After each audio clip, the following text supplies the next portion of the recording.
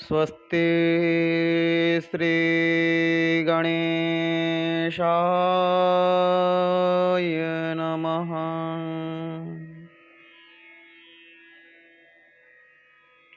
श्री सरस्वत्यै नमः।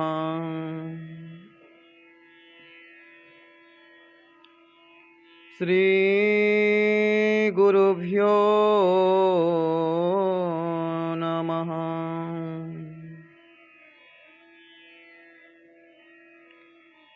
वागीशाद्याः सुमनसः सर्वार्थामुपक्रमे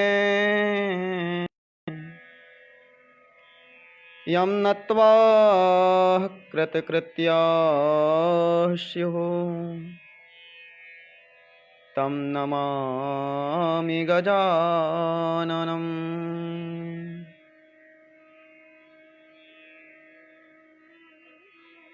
सरस्वती नमस्तुभ्यं वरदे कामरूपिणी विश्वरूपी विशालाक्षी विद्यां देहि सरस्वती।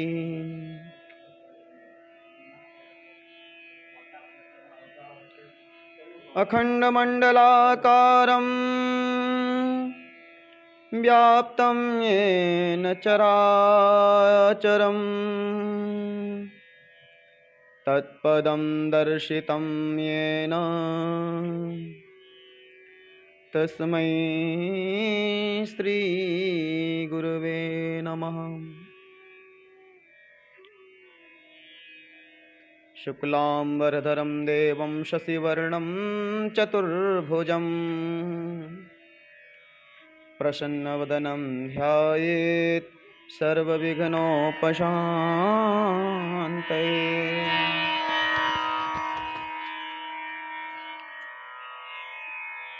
श्रीरामाय रामभद्राय रामचन्द्राय वेधसे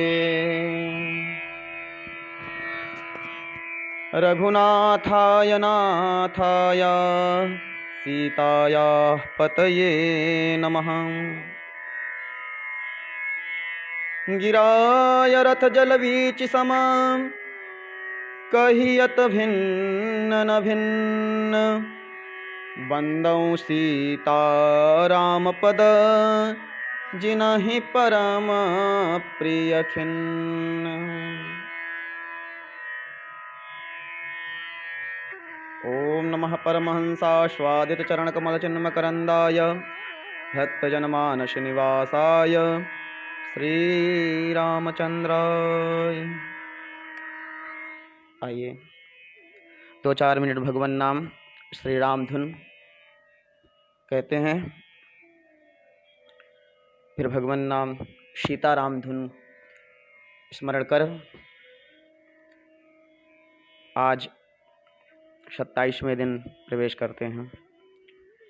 श्री राम जय जय राम, श्री राम जय जय राम, श्री राम जय जय राम, श्री राम जय जय राम, श्री राम जय जय राम, श्री राम जय जय राम, श्री राम जय जय राम,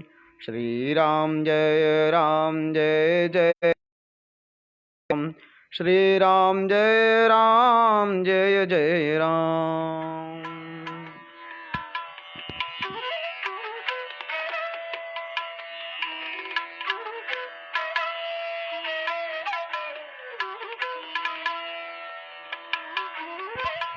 श्री राम जय जय राम, श्री राम जय जय राम, श्री राम जय जय राम, श्री राम जय राम जय जय राम। सीताराम सीताराम सीताराम सीताराम सीताराम सीताराम सीताराम सीताराम सीताराम सीताराम सीताराम सीताराम सीताराम सीताराम सीताराम सीताराम।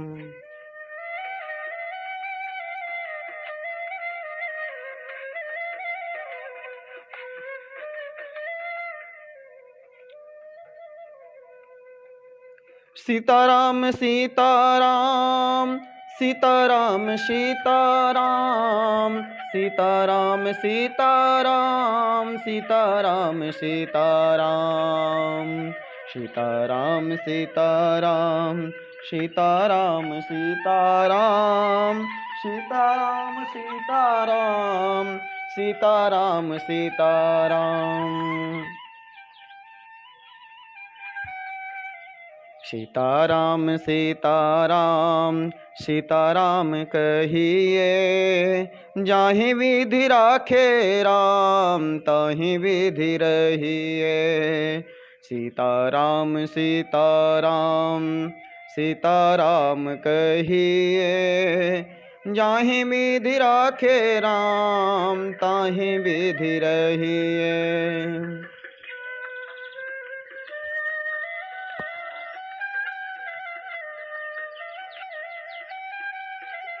राम राम राम सीताराम सीताराम राम राम राम राम राम राम सीता राम राम राम राम राम राम सीता राम राम राम सीता राम राम राम सीता राम राम राम सीता राम राम राम सीता राम राम राम सीता राम राम राम सीता राम राम राम राम राम राम सीता राम राम राम।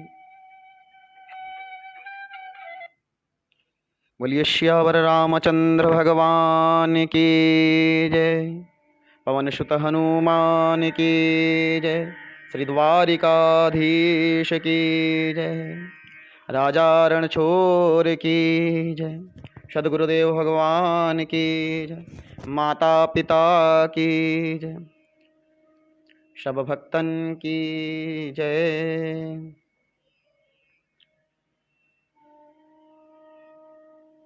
फेसबुक माध्यम से देख रहे सभी मित्र बंधुओं, मित्रों, साथियों, दोस्तों, आज विष्णु पुराण का यह 27वां दिन इक्ष्वाकु वंश चतुर्थ अंश और तृतीय अध्याय और चतुर्थ अध्याय हम सब लोग श्रवण करेंगे। उसके पूर्व परम पूज्य सद्गुरुदेव भगवान के श्री चरणों में कोटि साहब प्रणाम करते हुए परम पूज्य प्रवर धर्माधीश एवं दंडी स्वामी जी के संत वृंद के श्री चरणों में वंदन करते हुए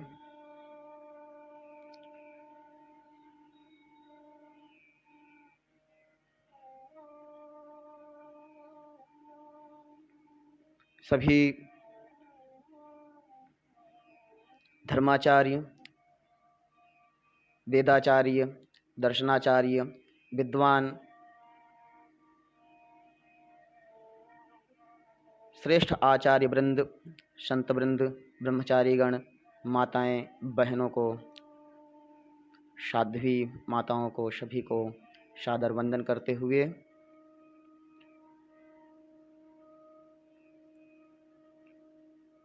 आज श्री विष्णु पुराण का यह 27वां दिन और हम सभी लोग नित्य निरंतर भगवान नाम का स्मरण सुनते आ रहे हैं। आज इक्ष्वाकु के वंश का जो वर्णन चल रहा है उसमें भगवान श्री राम के इन दिव्य वंशों के वर्णन हम लोग पुराणों में जिनका उल्लेखन है हम सब लोग सुन रहे हैं। आज भगवान की स्तुति रामायण में जब राम जी का अवतार होता है तो हम सब लोग स्तुति करते हैं। आज हम सभी लोग स्तुति करेंगे और भगवान श्री राम का भजन हे राम भजन को सुनेंगे। अंतिम में सभी मित्र बंधुओं को जय श्री कृष्णा। सर्व वैष्णव ने जय श्री कृष्णा। हर हर महादेव। भाइयों, इस लॉकडाउन के अंतर्गत हम सब पूजा पाठ, यजमानगण यज्ञ कर्म आदि करवाते हैं और ब्राह्मण भाई हमारे करते हैं। आगे इस पर कैसे इस परंपरा यह ऐसा लगता है कि जैसे जैसे धन से धर्म किया जाए या धर्म से धन प्राप्त किया जाए। प्रायः ऐसे देखने को मिलता था कि जो धर्म कराते थे उससे वे धन की लालसा से कराते थे, परंतु धन का उपयोग धर्म में लगाते हुए, और धर्म का स्वरूप है यज्ञ आदि कर्म अनुष्ठान कर्मकांड। तो हम सभी लोग कर्मकांड के लिए दृढ़ प्रतिज्ञ हों। भगवान का दर्शन यदि नहीं हो रहा है तो उनके नाम स्मरण का यह शुभ अवसर है। यही समय है और यह समय हर समय एक ही जैसा समय नहीं रहने वाला है। समय आता है, समय परिवर्तन होता रहता है, इसलिए धैर्य रखना। धैर्य ही सबसे बड़ा है धर्म। धर्म के 10 लक्षण में सबसे पहला धृति, और यह धरती जो है, धारयति इति पृथ्वी जो है धरती है, वह सबसे पहला धर्म अपना धारण करती है, सभी लोगों को धारण करती है। तो हम सभी लोग भी इस लॉकडाउन में रहते हुए धारण करे हैं, धैर्य की सीमा रखे हैं कि हम सभी लोग अपने अपने काम, कैसे हमारे क्या काम हैं, यह पुराणों के माध्यम से हम लोग सुन रहे हैं। तो आज अब हम पुराणों के वंशों का चरित्र सुन रहे हैं, तो जिनका चरित्र हमारे पूर्वज सुनाया करते थे। राजा हरिश्चंद्र हुए, सगर राजा हुए, ये सब भगवान के वंश हैं। इनके वंशों का वर्णन सुनने से जितने पाप हुए हैं वह पाप कटते हैं। इसलिए श्री पराशर जी मैत्रेय मुनि को यह बताते हुए कि वंशों का वर्णन सुना रहे हैं। पहले मैत्रेय मुनि ने पूछा कि हमारे वंशों का वर्णन आपने वैवस्वत मनु का, मनवंतरों का, 14 भुवनों का, श्राद्ध कर्म का, ज्योतिष के विभाग में सृष्टि कितनी बड़ी है, कितना खंडों में है, कितनी दूरी है, सारा वर्णन आपने सुनाया। अब हम अजामिल का उपाख्यान भी आपने, दिति के जो दैत्य कुल से हुए प्रहलाद चरित्र भी सुनाया। अब हम राजाओं में श्री राम जी का चरित्र, उनके वर्णन, वंशों के वर्णन सुनना चाहते हैं। तो कल आप सभी लोगों ने सौभरी चरित्र सुना, मानधाता की चरित्र, इक्ष्वाकु वंश का वर्णन चल रहा है। उसके पूर्व आप सभी लोगों ने वैवस्वत मनु का वंशों का वर्णन सुना। अब आज तृतीय अध्याय में तृतीय अध्याय में मानधाता की संतति और आगे, और त्रिशंकु का स्वर्गारोहण और सगर की उत्पत्ति और विजय के वर्णन में है तीसरे अध्याय में। तो आइए भगवान नाम लेने के पश्चात शीघ्रतया हम सभी लोग विष्णु पुराण के चतुर्थ अंश में प्रवेश करते हैं। साथियों, हम सभी लोग रोज सुन रहे हैं भगवान नाम संकीर्तन का महत्व सुन ही रहे हैं, रोज कुछ न कुछ जान रहे हैं। जब हम पढ़ते हैं तो वह पढ़ने में कुछ न कुछ हमको हमेशा नित्य नया सुनने को मिल रहा है।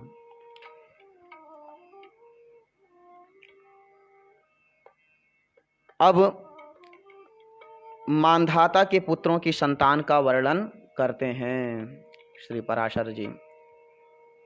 सगर का भी चरित्र आप सभी लोगों ने सुना। सगर जो पूछते हैं गृहस्थ आश्रम का सदाचार संबंधी, गृहस्थ संबंधी सदाचार के विषय में आप सभी लोगों ने 2-3 दिन लगातार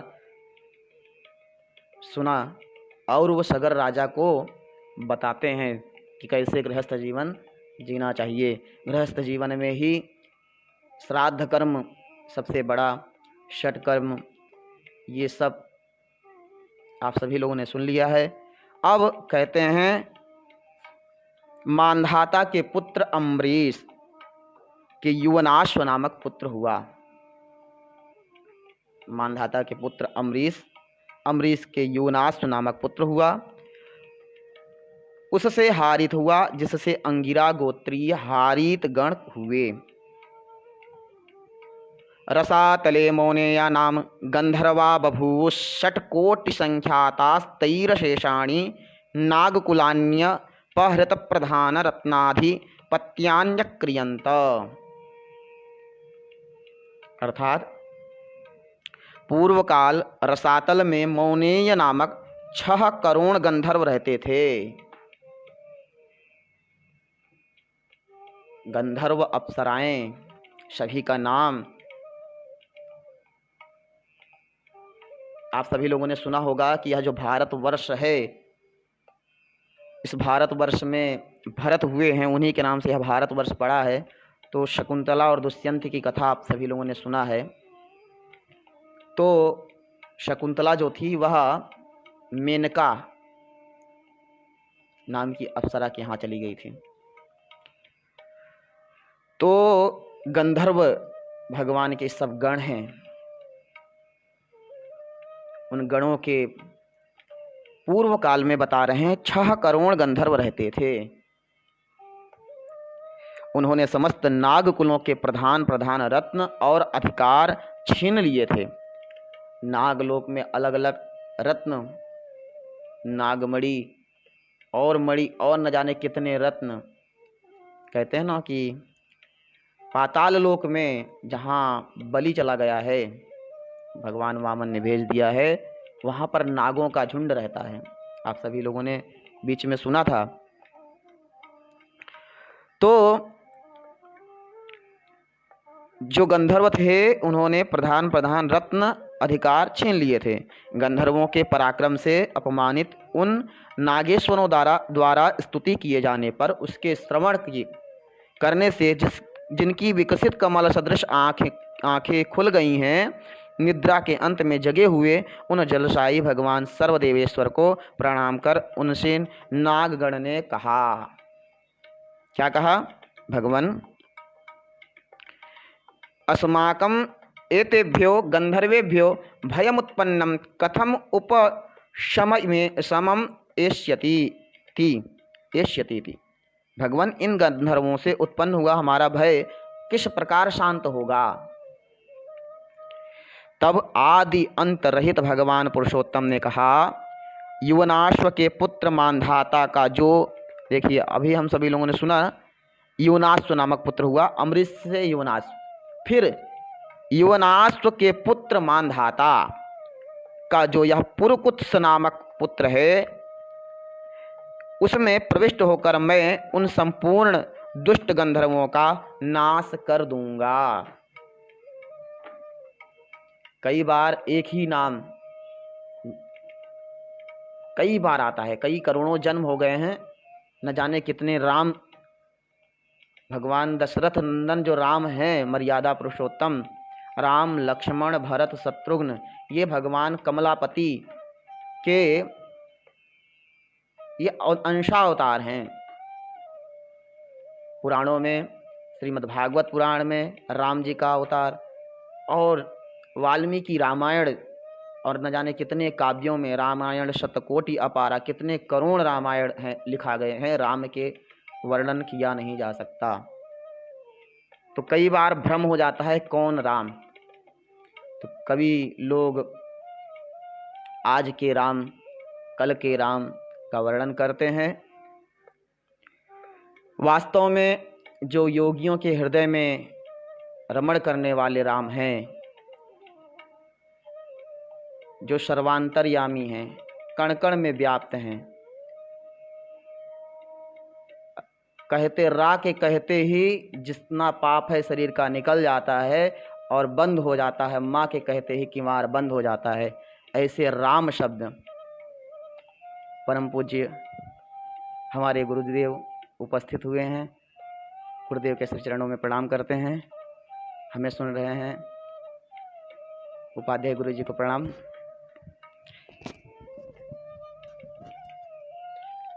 तो यह राम जो है, राम कितने राम हो गए।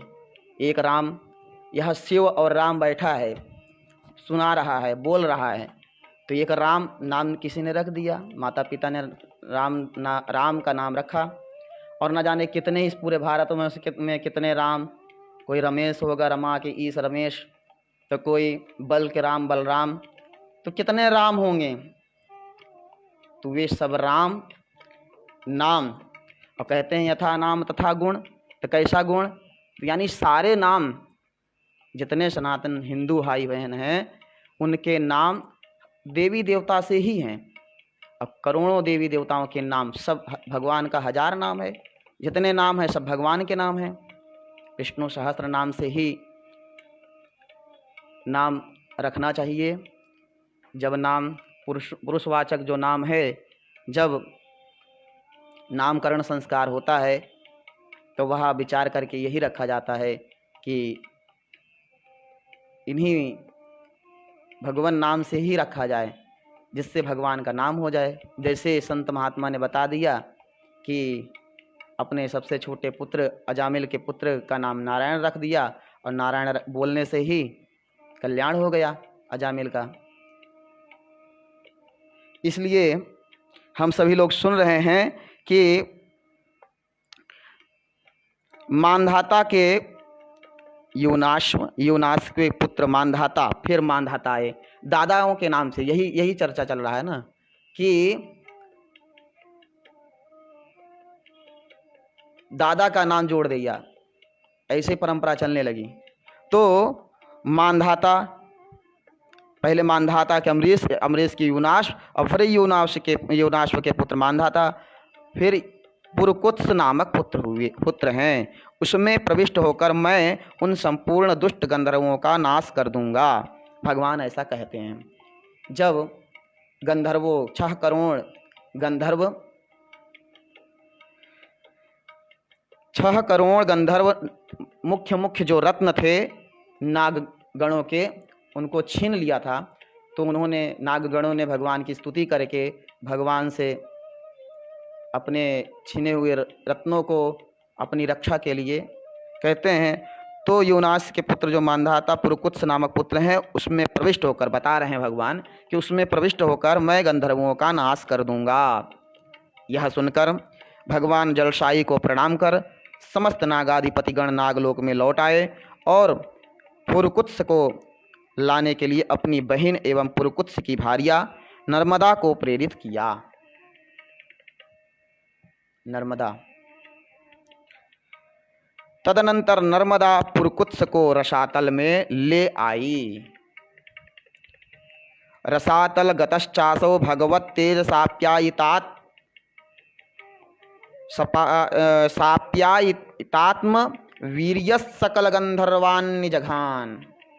अर्थात रसातल में पहुंचने पर पुरकुत्स ने भगवान के तेज से अपने शरीर का बल बढ़ जाने से संपूर्ण गंधर्वों को मार डाला और फिर अपने नगर में लौट आया। कौन? पुरकुत्स। पुरकुत्स को नर्मदा का प्रादुर्भाव हुआ। नर्मदा पुरकुत्स को रसातल में ले गई और रसातल में जाने के बाद पुरकुत्स ने भगवान के तेज से, पहले भगवान ने बताया था कि पुरकुत्स के माध्यम से ही गंधर्वों का नाश करेंगे, तो रसातल में जाते वक्त शरीर का बल बढ़ जाने से गंधर्वों को मार डाला पुरकुत्स ने। उस समय समस्त नागराजों ने नर्मदा को यह वर दिया कि जो कोई तेरा स्मरण करते हुए तेरा नाम लेगा उसको सर्प विष से कोई भय ना होगा। इसलिए नर्मदे हर नर्मदे हर नर्मदे हर नाम लेते रहिए। नर्मदा का महात्म्य और पुराणों में विस्तृत दिया हुआ होगा, ऐसा मैंने तो और पुराण भी कभी पढ़े तो सभी पुराणों में संक्षेप में पराशर जी ने यहाँ संक्षेप में सुना रहे हैं और दूसरे पुराणों में इसका विस्तृत मिल जाता है। कहते हैं कि 100 वर्षों तक हम इसका वर्णन करते रहें एक शब्दों का तो भी पूरा नहीं होगा। इसलिए मैं संक्षेप में वंशों का भी वर्णन और भगवान के चरित्रों का वर्णन सुनाता हूँ। इस विषय में यह श्लोक भी है। यह एक श्लोक है नर्मदा के नाम लेने के लिए। नर्मदायै नमः प्रातर् नर्मदायै नमो निशि नमोस्तु नर्मदे तुभ्यं त्राहि मां विषसर्पतः। हे नर्मदा, नर्मदा को प्रातः काल नमस्कार है और रात्रि काल में भी नर्मदा को बारंबार नमस्कार है। हे नर्मदे, तुमको बारंबार नमस्कार है, तुम मेरी विष और सर्प से रक्षा करो। इत्युच्चार्या हर्निश मंधकार प्रवेशे वा सर्पैर्न दश्यते। इसका उच्चारण करते हुए दिन अथवा रात्रि में किसी समय भी अंधकार में जाने से सर्प नहीं काटता तथा इसका स्मरण करके भोजन करने वाले का खाया हुआ विष भी घातक नहीं होता। पुराणों में देखिए मंत्र में शक्ति है, ये भी एक मंत्र है। भगवान का सच्चिदानंद रूपाय वो भी मंत्र ही है, नाम मंत्र है, जिसका व्याख्या बड़े बड़े विद्वानों ने कई दिनों तक कभी पार नहीं होगा। सत्य क्या है, चित्त क्या है, आनंद क्या है, यही बताते बताते कई दिन निकल जाते हैं। हम सभी लोगों ने सुना है और प्रायः सुनते भी होंगे सच्चिदानंद रूपाय विश्वोत्पत्त्यादि हेतवे का।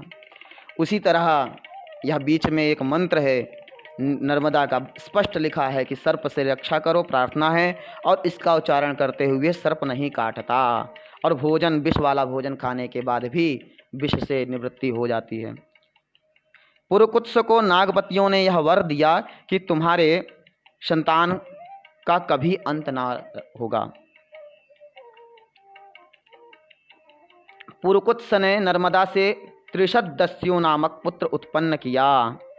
नर्मदा से त्रिशदस्यु और त्रिशदस्यु से अनरण्य हुआ, जिसे दिग्विजय के समय रावण ने मारा था। अनरण्य के प्रषदस्व, प्रषदस्व के हर्यश्व, हर्यश्व के हस्त, हस्त के सुमना, सुमना के त्रिधन्वा, त्रिधन्वा के त्रय्यारुणि और त्रय्यारुणि के सत्यव्रत नामक पुत्र हुआ, जो पीछे त्रिशंकु कहलाया।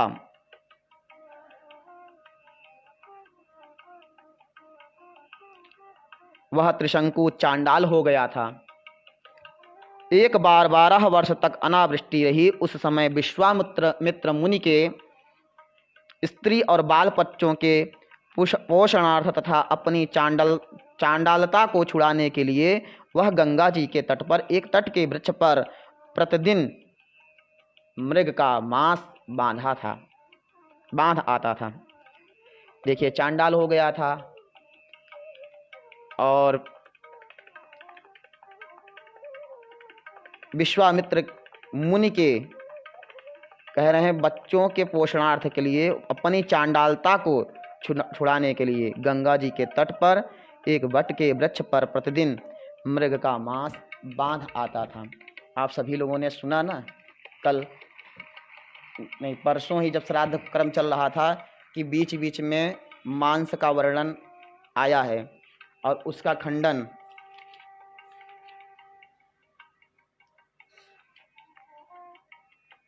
श्रीमद् भागवत में बताया गया है।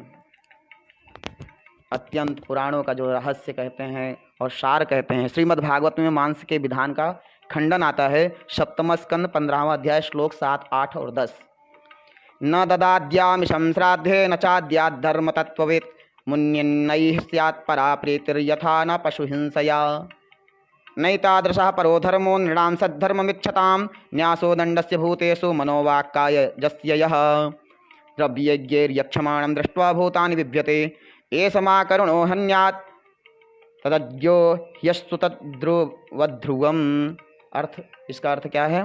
धर्म के मर्म को समझने वाला पुरुष श्राद्ध में खाने के लिए मांस न दे। जैसे हम सभी लोगों ने श्राद्ध में मांस के लिए नाम गिनाया था, ऐसे ऐसे काली मृग को हिंसा के बारे में जब बताया गया था, तो यहाँ बता रहे हैं कि श्राद्ध कर्म हो या कोई भी, जब यह ऐसे कर्म करने लगते हैं अपने स्वार्थ पूर्ति के लिए नर, तो ये प्राणी मात्र जो प्राणी हैं वे डरने लगते हैं। ऐसे लोगों से यज्ञ करने के लिए डरने लगते हैं। यज्ञ में जब बलि के लिए अपने स्वार्थ पूर्ति के लिए ऐसा यज्ञ का विधान करते हैं, तो वे जीव डरते हैं मनुष्यों से, उन मनुष्यों से कि अपने स्वार्थ के लिए ऐसे लोग अज्ञानतावश अपने स्वार्थ पूर्ति के लिए यह कर्म कर रहे हैं।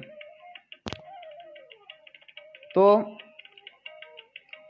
उसी तरह यह जहाँ जहाँ भी यह मांस बांधा या मांस पोषण के लिए ऐसा संदेह आता है, तो भागवत धर्म को उठाना चाहिए, समझना चाहिए कि, और जैसे गीता प्रेस में नीचे टिप्पणी में बताया था कि यह लोगों ने अपने स्वार्थ के लिए इतने सारे नाना पुराण, नाना ग्रंथ यत्र तत्र मिलते हैं, और सभी लोगों ने यहाँ से जो वास्तविक ग्रंथ थे उनको उठाकर मुस्लिम शासन काल में बहुत से भ्रष्ट कर दिए गए। बहुत से अंग्रेज शासन काल में न जाने कितने हजारों वर्षों पुराना है ना पुराण, अति प्राचीन ग्रंथ वेद पुराण शास्त्र ये गूढ़ हैं। उनके वेद के वेदांग जो हैं, व्याकरण, कल्प, निरुक्त, छंद, ज्योतिष आदि जो ये 6 अंग हैं, इनमें अभी भी व्याकरण है या ज्योतिष है, जो जितना है उसमें यदि कोई थोड़ा भी जान लेता है तो ज्योतिष का मर्मज्ञ विद्वान बन जाता है, व्याकरणाचार्य बन जाता है। वेदांत मीमांसा को पढ़ने वाला, तर्क शास्त्र को जानने वाला, जितने ये न्याय के मुनि हैं जिन्होंने सब अलग अलग ग्रंथ अभी भी हैं, ऐसा नहीं उसमें भी भेद और आज की प्राचीनता देखने को मिलता है। जो प्राचीन हो गया उसमें नया शोध सभी लोग प्रायः करते हैं, नए नए शोधकर्ता सभी लोग करते हैं। हम लोग भी कुछ नया ही उसमें खोजने का प्रयास गुरुदेव के आशीर्वाद से करेंगे। यही प्रयास है कि भाई सब में कुछ नया होना चाहिए। भागवत कथा सभी लोग कहते हैं और जितने जितने वक्ता उतने ही नया नया सार सुनने को मिलता है। तो पुराण में भी अभी अपने आप से पढ़ें तो वो जैसा लिखा है वैसा पढ़ जाएंगे। हिंदी संस्कृत का तो वो भी नहीं, संस्कृत का तो एक शब्द है, एक बूंदी भी यदि हमारे गुरुदेव उपस्थित हैं, गुरुदेव हमको एक श्लोक बताए थे, व्याकरण में यदि एक शब्द भी बदल गया, गुरुदेव आपने ही बताया था, यद्यपि बहुनाधीशे तथापि पठपुत्र व्याकरणम।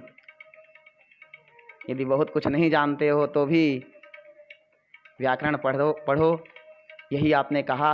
और सही बात है कि यहाँ जो संस्कृत के श्लोक लिखे हैं उनकी जो हिंदी भावार्थ लिखा है वही हम सब लोग सुन रहे हैं।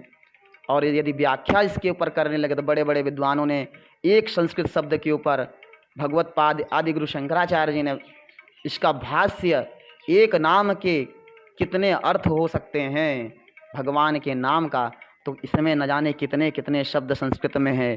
पाठयति, शृणोति, श्रावयति, पठति, कितने भी शब्द हैं, सब में धातु उपसर्ग लगा हुआ है। और एक शब्द में दूसरा उपसर्ग लग जाए तो अर्थ दूसरा बदल जाता है, और एक उपसर्ग लगने से कई अर्थ निकल जाते हैं। तो हम सभी लोग सुन रहे हैं कि चांडालता को छुड़ाने के लिए गंगा जी के तट पर मृग का बांस बांध आता था। इससे प्रसन्न होकर विश्वामित्र ने उसे सदेह स्वर्ग भेज दिया। देखिए, चांडालता छुड़ाना है, यह तो हत्या करना चांडालता से भी बढ़कर है।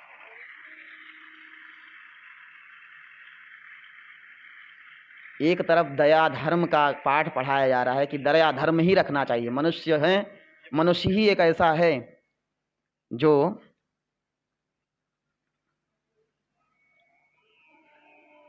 प्राणियों में, बेजुबान जानवरों में दया, हिंसा का अभाव रखता है। जो इंसान है, मनुष्य है, और वही मनुष्य काट करके निर्दयता पूर्वक काट के खा भी जाता है। और यहाँ बता रहे हैं विश्वामित्र जी ने उसे सदेह स्वर्ग भेज दिया।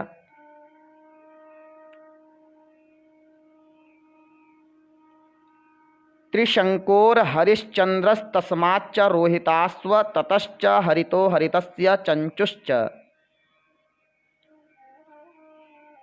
अब इनका वर्णन सुन लीजिए। त्रिशंकु से हरिश्चंद्र।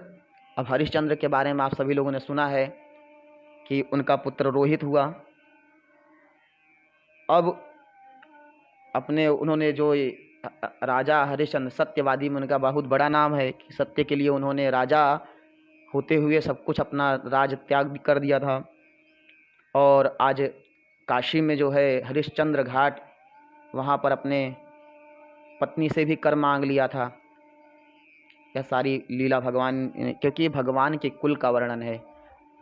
चाहे जो जैसा हो वैसा आम मनुष्य, यह जीव साधारण इस कलयुग का प्राणी ऐसा सोच करके यदि हिंसा करता है, ऐसे मिलावटी को समझ करके यदि वह निर्दयता करता है, तो यह सोचता है स्वर्ग सदैह स्वर्ग चले जाएं। तो जिस तरह वह प्राणियों की हत्या करता है वैसे ही उसकी भी हत्या होती ही है, ऐसे पुराणों में मिल जाएगा। हरिश्चंद्र से रोहितास्व, रोहितास्व से हरित, हरित से चंचू, चंचू से विजय और वसुदेव, विजय से रुरुक और रुरुक से वृक का जन्म हुआ। वृक के बाहु नामक पुत्र हुआ।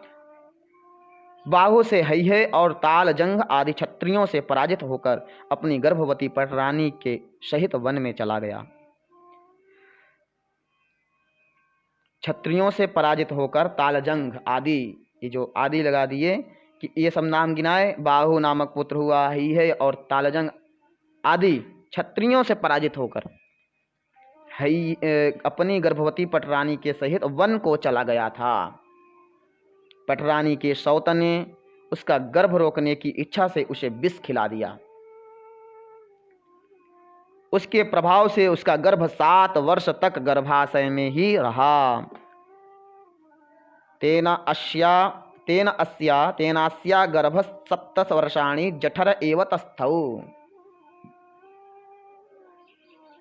उसके प्रभाव से उसका गर्भ 7 वर्ष तक गर्भाशय में ही रहा।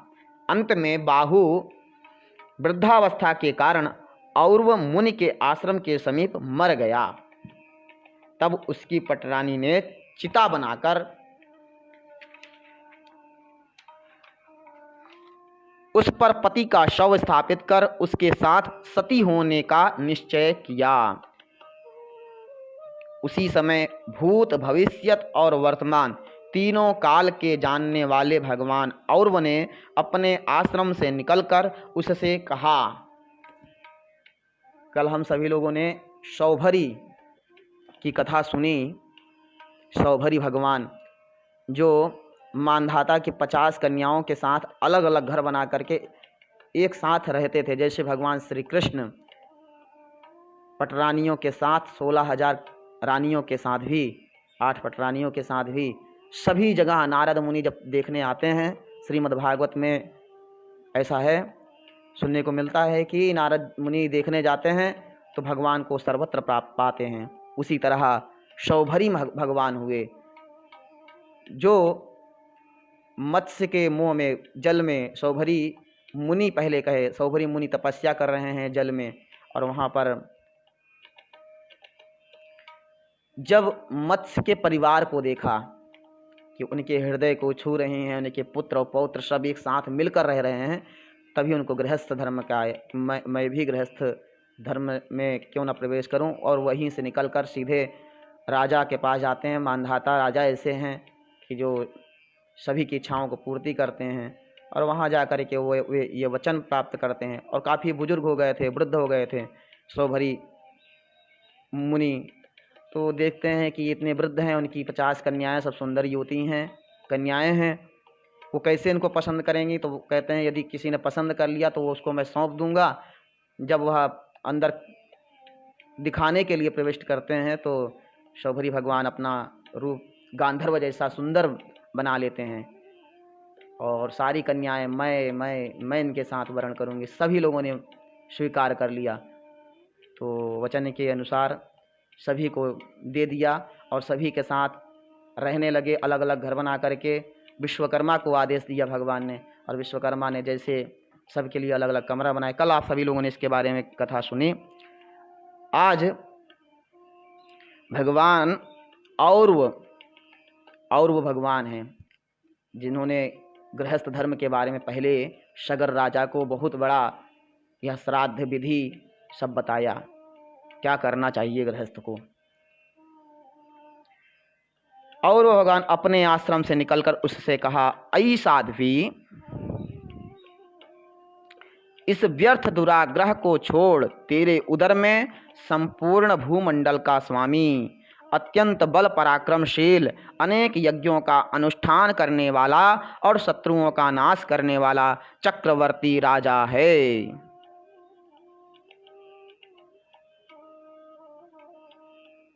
जब उन्होंने सती का होने का निश्चय किया, तब भगवान निकल करके आए। तीनों कालों को किससे परे, तीनों कालों से परे, भूत भविष्य वर्तमान। उन्होंने आकर के रोक दिया कि तुम्हारे गर्भ में चक्रवर्ती राजा है, ऐसे दुस्साहस का उद्योग न कर। ऐसा कहे जाने पर वह अनुमरण सती होने के आग्रह से विरत हो गई, और भगवान और उसे अपने आश्रम पर ले आए। तत्र कतिपय दिनाभ्यंतरे च सहैव तेन गरेणाति तेजस्वी बालको जज्ञे। वहाँ कुछ ही दिनों में उसके उस विष के साथ ही गर अर्थात विष के साथ ही एक अति तेजस्वी बालक ने जन्म लिया। भगवान और उन्हें उसके जात कर्म आदि संस्कार कर उसका नाम सगर रखा, तथा उसका उपनयन संस्कार होने पर और उन्हें ही उसे वेद शास्त्र एवं भार्गव नामक आग्नेय शस्त्रों की शिक्षा दी। भार्गव नामक आग्नेय शस्त्रों की शिक्षा दी। सगर चरित्र बहुत विस्तृत और भी जगह मिलता है महाभारत में, पुराणों में, जिससे यह पूरा सागर हम लोग देख रहे हैं, कितना बड़ा सागर है। सगर के पुत्रों ने गड्ढा खोदते खोदते इतना बड़ा गड्ढा खोद दिया कि सगर के बहुत आगे सुनते हैं। उत्पन्न बुद्धिश्च मातरम अब्रवीत। बुद्धि का विकास होने पर उस बालक ने अपनी माता से कहा, सगर ने, माँ यह तो बता, इस तपोवन में हम क्यों रहते हैं और हमारे पिता कहाँ हैं। इसी प्रकार के और भी प्रश्न पूछने पर माता ने उससे संपूर्ण वृत्तांत कह दिया। तब तो पिता के राज्यापहरण को सहन न कर सकने के कारण उसने हई है और तालजंघ आदि क्षत्रियों को मार डालने की प्रतिज्ञा की, और प्रायः सभी हई है एवं तालजंघ वंशी राजाओं को नष्ट कर दिया। इसलिए हम सभी लोगों को ये सारे राजा भी नहीं मिल रहे हैं, क्योंकि वंशों का क्रम आगे चल रहा है। ऐसे ऐसे उनका नाम वर्णन आ रहा है जो हैं और नहीं भी हैं। जैसे रैवत गए थे ब्रह्मा जी के पास, हम सभी लोगों ने सुना था कि बलराम जी के साथ रैवत ने अपने पुत्री के साथ उनके साथ विवाह कराया ब्रह्मा जी के कहने पर वहाँ पर जाकर हा हा हू नाम के गंधर्व की लीला देखते हुए उनको कई युग बीत गए थे, जिनका वर्णन करने के लिए पूछने के लिए गए थे ब्रह्मा जी के पास। बाद में ब्रह्मा जी ने कहा आप तो यहाँ, उनको लगा कि यह गंधर्व की जो देख रहे हैं लीला क्षणिक ही बीता है, अभी और देखें। ऐसे ही आज लोग गंधर्व लीला, यह नाटक संसार में जो नाटक चलता है, जो नौटंकी देखते हैं, पिक्चर में जो यह दिखाया जाता है कि कौन हीरो है हीरोइन है, उसमें जो संगीत वादन आज के आधुनिक हिसाब से जो दिखाया जाता है, वह देखते हुए समय का कब निकल जाता है पता ही नहीं चलता, 2 घंटा 3 घंटा 1.5 घंटा। तो वह वैसे ही गंधर्व जो लीला है उसको देखते हुए कई युग निकल जाते हैं, पता ही नहीं चलता। और वहाँ पे यहाँ हम लोग सुन रहे हैं कि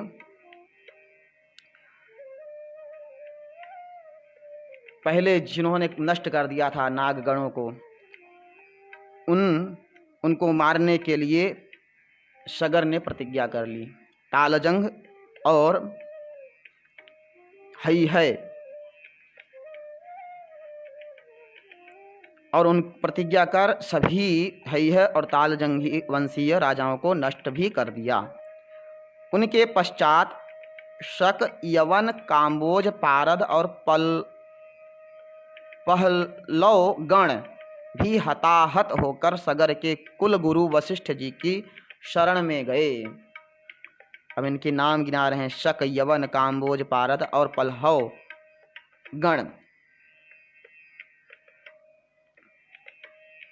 पहलवाहा हन्यमानस तत्कुलम गुरु वशिष्ठम शरणम जगमु। वहाँ शरण में गए, वशिष्ठ जी के शरण में गए। वशिष्ठ जी ने उन्हें जीवन व्रत जीते हुए भी मरे के समान करके सगर जी से कहा, बेटा इन जीते जी मरे हुओं का पीछा करने से क्या लाभ है? देख, तेरी प्रतिज्ञा को पूर्ण करने के लिए मैंने ही इन्हें स्वधर्म और दुजातियों के संसर्ग से वंचित कर दिया है। राजा ने जो आज्ञा कहकर गुरु जी के कथन का अनुमोदन किया और उनके वेश बदलवा दिए। उसने यवनों के सिर मुड़वा दिए, शकों को अर्धमुंडित कर दिया, पारदों के लंबे लंबे केस रखवा दिए, पहलवों को के मूछ दाढ़ी रखवा दी तथा इनको और इनके समान अन्यान्य क्षत्रियों को भी स्वाध्याय और वशटकार आदि से बहिष्कृत कर दिया।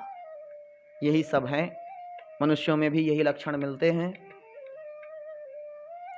अब फिर यही कहेंगे, मुंडे मुंडे मतिर भिन्ना, जैसे जैसे खोपड़ी है वैसे वैसे सब के अलग अलग मति हैं। और ये जो सब भगवान के ही वंशज हैं, नाम जो गिने जा रहे हैं, उनमें अपने धर्म को छोड़ देने के कारण ब्राह्मणों ने अपने धर्म को छोड़ देने के कारण ब्राह्मणों ने भी इनका परित्याग कर दिया, अतः ये म्लेच्छ हो गए। तदनंतर महाराज सगर अपनी राजधानी में आकर अप्रतिहत सैन्य से युक्त हो इस संपूर्ण सप्तद्वीपवती पृथ्वी का शासन करने लगे।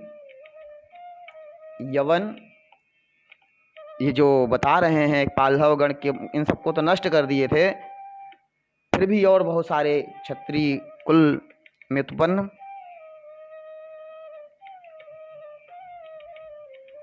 और जो नाम बता रहे हैं, इन लोगों को जब कर्म से च्युत कर दिया, अलग कर दिए, तो वह सब म्लेच्छ हो गए। और यह संपूर्ण सप्तद्वीपवती पृथ्वी का शासन राजा सगर करने लगे। इस तरह यह श्री विष्णु पुराण का चौथा अंश के तीसरे अध्याय की समाप्ति होती है। श्री पराशर जी मैत्रेय मुनि को यह सुनाते हुए सगर राजा के बारे में बताते हुए इसकी समाप्ति करते हैं। सगरोपि स्वमधिष्ठानमागम्य खलित चक्र सप्तद्वीपवती मिमा मुर्वीम प्रशसास। जो अभी हम सभी लोगों ने सुना कि सगर अपनी राजधानी में आकर अप्रतिहत सैन्य से युक्त हो इस संपूर्ण सप्तद्वीपवती पृथ्वी का शासन करने लगे। इति श्री विष्णु पुराणे चतुर्थंशे तृतीयोऽध्यायः। श्री नारायणार्पणमस्तु। बोलिए नारायण भगवान की जय। अब चौथे अध्याय में श्री पराशर जी सगर, सौदास, खटवांग और भगवान राम के चरित्र का वर्णन करते हैं। काश्यप दुहिता सुमतिर विदर्भ राजतनया केसनी च द्वे भार्ये सगरस्यास्ताम।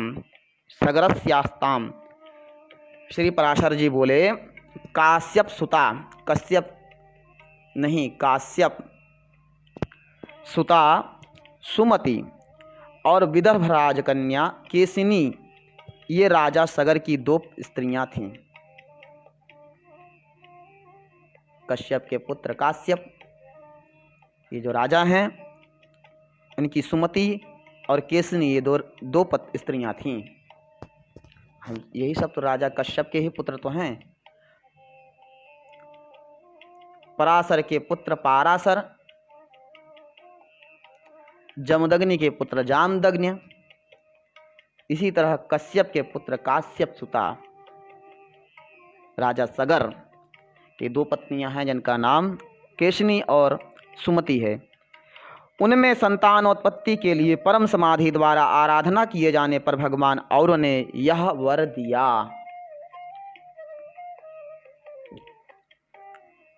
एक से वंश की वृद्धि करने वाला यह वर दिया, दूसरी से 60,000 पुत्र उत्पन्न होंगे। राजा सगर के 60,000 पुत्र हुए, ऐसा वर भगवान औरव ने दिया। इनमें से जिसको भी अभीष्ट हो वह इच्छा पूर्वक उसी को ग्रहण कर सकती है। दोनों स्त्रियों को दिया जिनको जो अच्छा लगे, या तो वंश की वृद्धि करने वाला एक पुत्र चाहिए या 60,000 पुत्र चाहिए। उनके ऐसा कहने पर केशिनी ने एक तथा सुमति ने 60,000 पुत्रों का वर मांगा। केशिनी ने एक ही मांगा और सुमति ने 60,000। सुमति से 60,000 पुत्र उत्पन्न हुए। महर्षि के तथास्तु कहने पर कुछ ही दिनों में केशिनी ने वंश को बढ़ाने वाले असमंजस नामक एक पुत्र को जन्म दिया और काश्यप कुमारी सुमति 60,000 पुत्र उत्पन्न किए। राजकुमार असमंजस के अंशुमान नामक पुत्र हुआ। यह असमंजस बाल्यावस्था से ही बड़ा दुराचारी था। पिता ने सोचा कि बाल्यावस्था के बीत जाने पर यह बहुत समझदार होगा, किंतु यौवन के बीत जाने पर भी जब उसका आचरण न सुधरा तो पिता ने उसे त्याग दिया। उनके 60,000 पुत्रों ने भी असमंजस के चरित्र का ही अनुकरण किया। तब असमंजस के चरित्र का अनुकरण करने वाले उन सगर पुत्रों द्वारा संसार में यज्ञादि सन्मार्ग का उच्छेद हो जाने पर सकल विद्या निधान अशेष दोषहीन भगवान पुरुषोत्तम के अंशभूत श्री कपिल देव से देवताओं ने प्रणाम करने के अनंतर उनके विषय में कहा। भगवान कपिल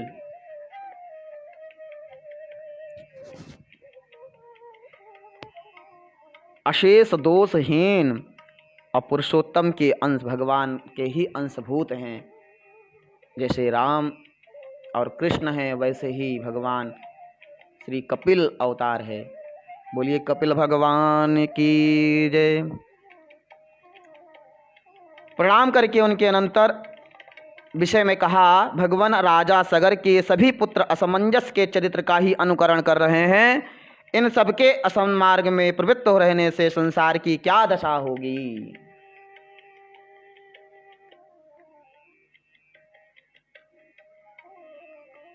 अंशुमान का चरित्र आप सभी लोगों ने सुना और हमारे बीच में अंशु अजय चरैया जी उपस्थित हुए हैं, वे भी सुन रहे हैं। तो यहाँ असमंजस की चरित्र भगवान बता रहे हैं।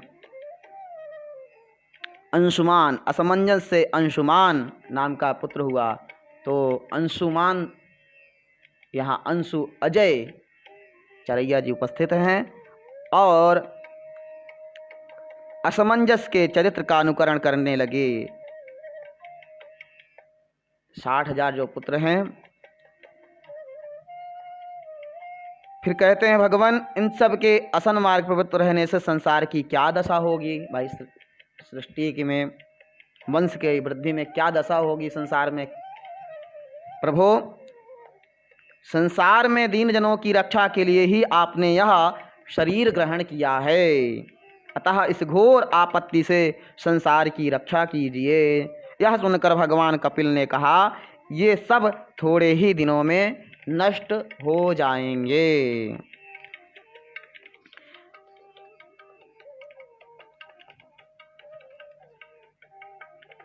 अत्रांतरे च सगरो है।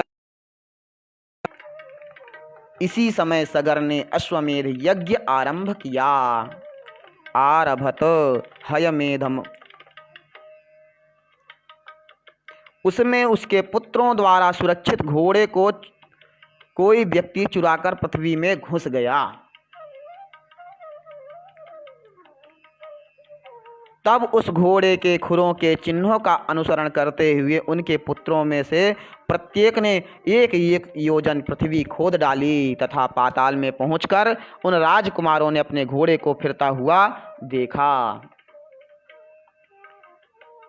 60,000 पुत्रों ने एक एक योजन गड्ढा खोदा, तभी तो यह सागर उत्पन्न हो गया।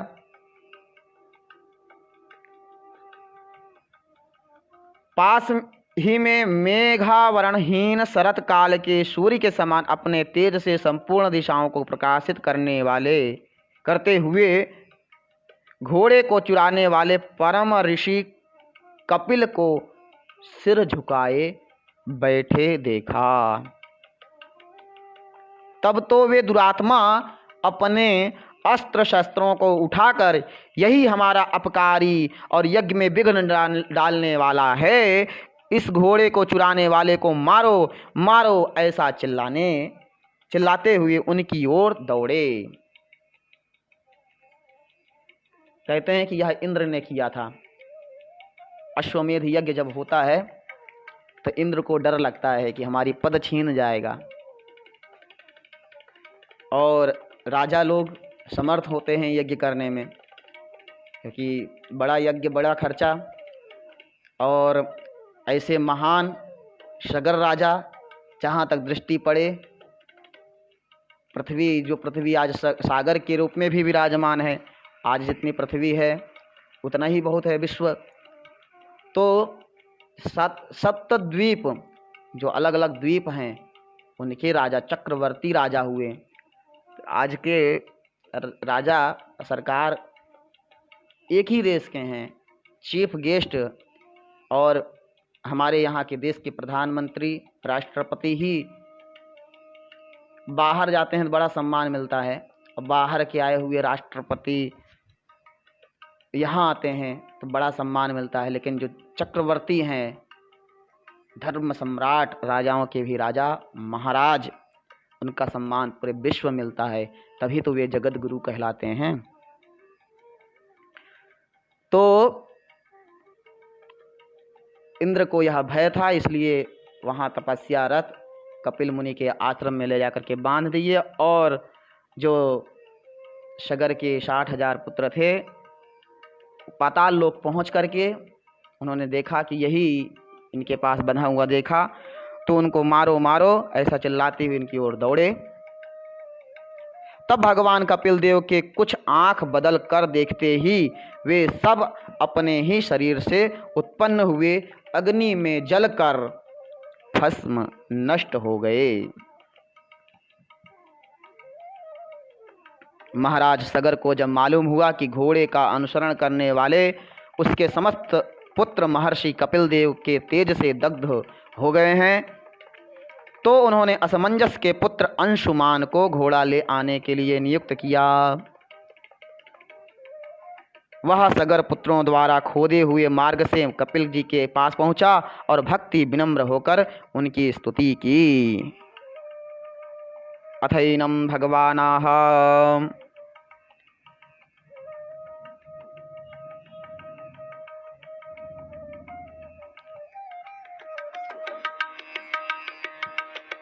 तब भगवान कपिल ने उससे कहा, बेटा जा इस घोड़े को ले जाकर अपने दादा को दे और तेरी जो इच्छा हो वही वर मांग ले। तेरा पौत्र गंगा जी को स्वर्ग से पृथ्वी पर लाएगा।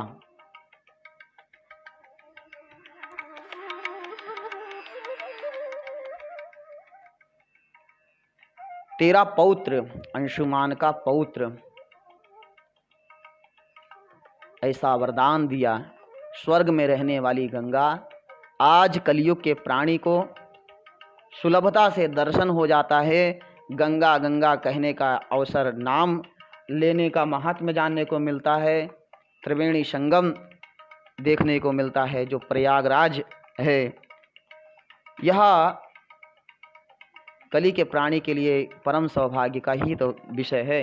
बड़े बड़े ऋषि मुनि जिसकी खोज करते हैं, जो तट पर विराजमान होकर के भगवान का चरित्र सुनते हैं, कलियुग के प्राणियों के उनका नाम लेने के लिए, इसलिए तो नाम संकीर्तनम यस्या। जिस गंगा का दर्शन दुर्लभ था, उनको हमारे ऋषि मुनियों ने कितनी तपस्या करके, कितना परिश्रम करके इस धरती पर ले आए और ला करके हम सभी लोग सुलभता से दर्शन भी करते हैं, स्नान भी करते हैं और उनका नाम भी लेते हैं। और ऐसी दशा देखते हैं कि वह जो विराट रूप में आती हैं और आकर के आज धीरे धीरे उनमें बांध लग करके उनको रोका जाता है और रोक करके वह धीरे धीरे छोटी हो जाती हैं, लुप्त होने लगती हैं। और जब रुका हुआ जल भी गंदा हो जाता है, बहता पानी निर्मल है। इसलिए तो कहते हैं साधु संत जो हैं एक जगह रुकते नहीं हैं, चलते फिरते रहते हैं। क्यों? क्योंकि बहता हुआ जल ही निर्मल है। तो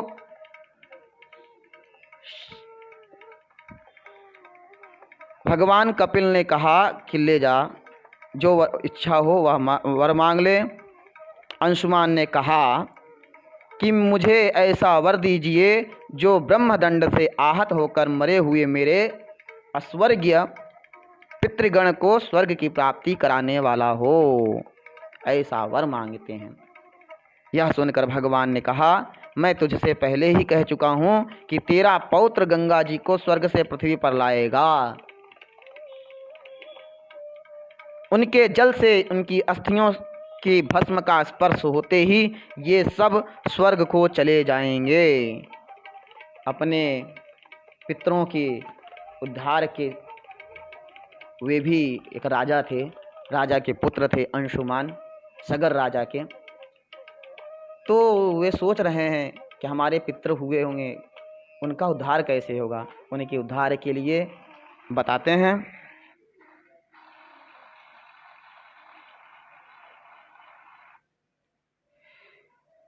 कि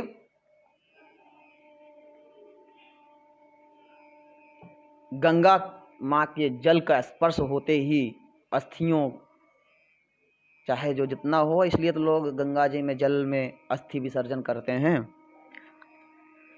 यह सुनकर भगवान ने कहा, मैं तुझसे पहले ही कह चुका हूँ, तेरा पौत्र गंगा जी के स्वर्ग से पृथ्वी पर लाएगा। उनके जल से ही अस्थियों की भस्म का स्पर्श होते ही सब स्वर्ग को चले जाएंगे। भगवान विष्णु के चरण नख से निकले हुए उस जल का ऐसा महात्म्य है कि वह कामना पूर्वक केवल स्नान आदि कार्यों में ही उपयोगी हो, सो नहीं अपितु बिना कामना के मृतक के पुरुष के अस्थि, चर्म, स्नायु अथवा केश आदि का स्पर्श हो जाने से या उसके शरीर का कोई अंग गिरने से भी वह देहधारी को तुरंत स्वर्ग में ले जाता है। भगवान कपिल के ऐसा कहने पर वह उन्हें प्रणाम कर घोड़े को लेकर अपने पितामह की यज्ञशाला में आया। राजा सगर ने भी घोड़े के मिल जाने पर अपना यज्ञ समाप्त किया और अपने पुत्रों के खोदे हुए सागर को ही अपत्य स्नेह से अपना पुत्र माना। अपत्य स्नेह है।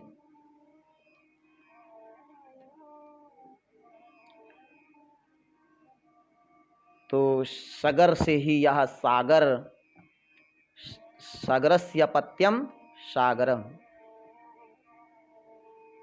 तभी तो यह सागर है देखने को मिल रहा है। इतना विराट, एक अंश पृथ्वी बची है और 3 अंश यह सागर का जल स्रोत है। तो उस अंशुमान के दिलीप नामक पुत्र हुआ। दिलीप से भगीरथ, और भगीरथ ने ही गंगा जी को स्वर्ग से पृथ्वी पर लाकर उनका नाम भागीरथी कर दिया।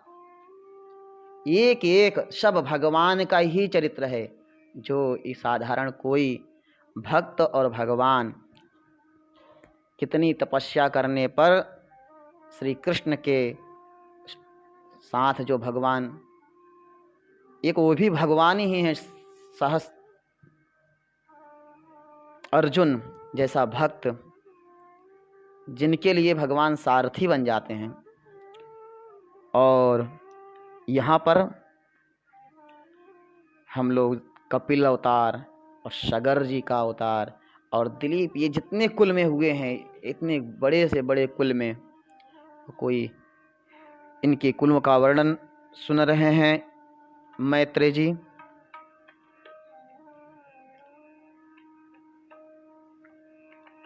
भगीरथ से सुहोत्र, सुहोत्र से श्रुति, श्रुति से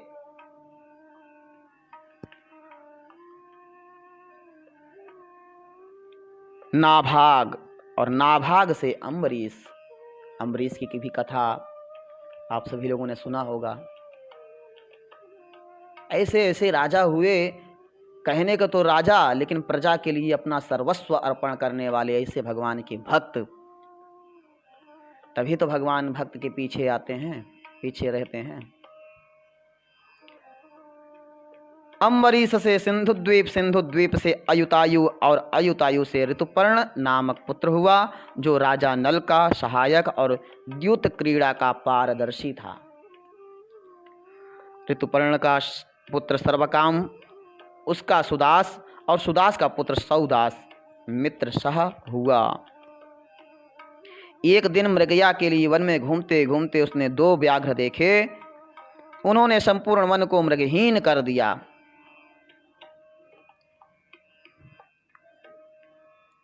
ऐसा समझकर उसने उनमें से एक को बाण से मार डाला। मरते समय वह अति भयंकर रूप, क्रूर वदन राक्षस हो गया।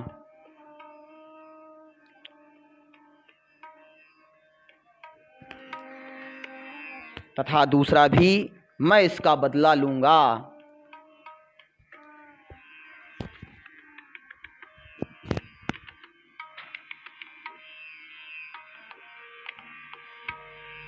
जो दो हिरण जो थे, वे दोनों में से एक तो राक्षस हो गया, दूसरा जो था वह कहा कि मैं इसका बदला लूंगा। ऐसा कहकर अंतर्धान हो गया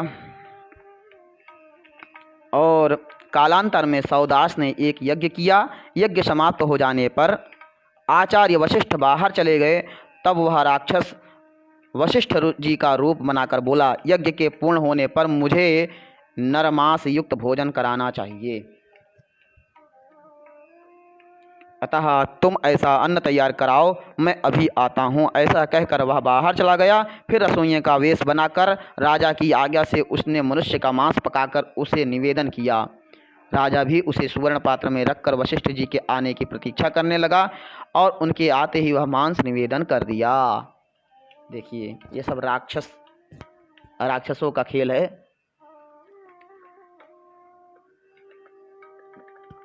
वशिष्ठ जी ने सोचा, अहो अस्य राज्ञो दौशील्यं यैनै तन्मांस मस्माकं प्रयच्छति किमेतद्द्रव्य जातमिति ध्यानपरो अभवत्। ऐसा इस राज की कुटिलता तो देखो, जो यह जानबूझकर भी मुझे खाने के लिए यह मांस देता है। फिर यह जानने के लिए कि यह किसका है, वे ध्यानस्थ हो गए। ध्यानावस्था में उन्होंने देखा कि वह तो नरमांस है। तब तो क्रोध के कारण क्षुब्ध चित्त होकर उन्होंने राजा को यह शाप दिया, क्योंकि तूने जानबूझकर भी हमारे जैसे तपस्वियों के लिए अत्यंत अभक्ष्य यह नरमांस मुझे खाने को दिया है, इसलिए तेरी इसी में लोलुपता होगी, अर्थात तू राक्षस होगा।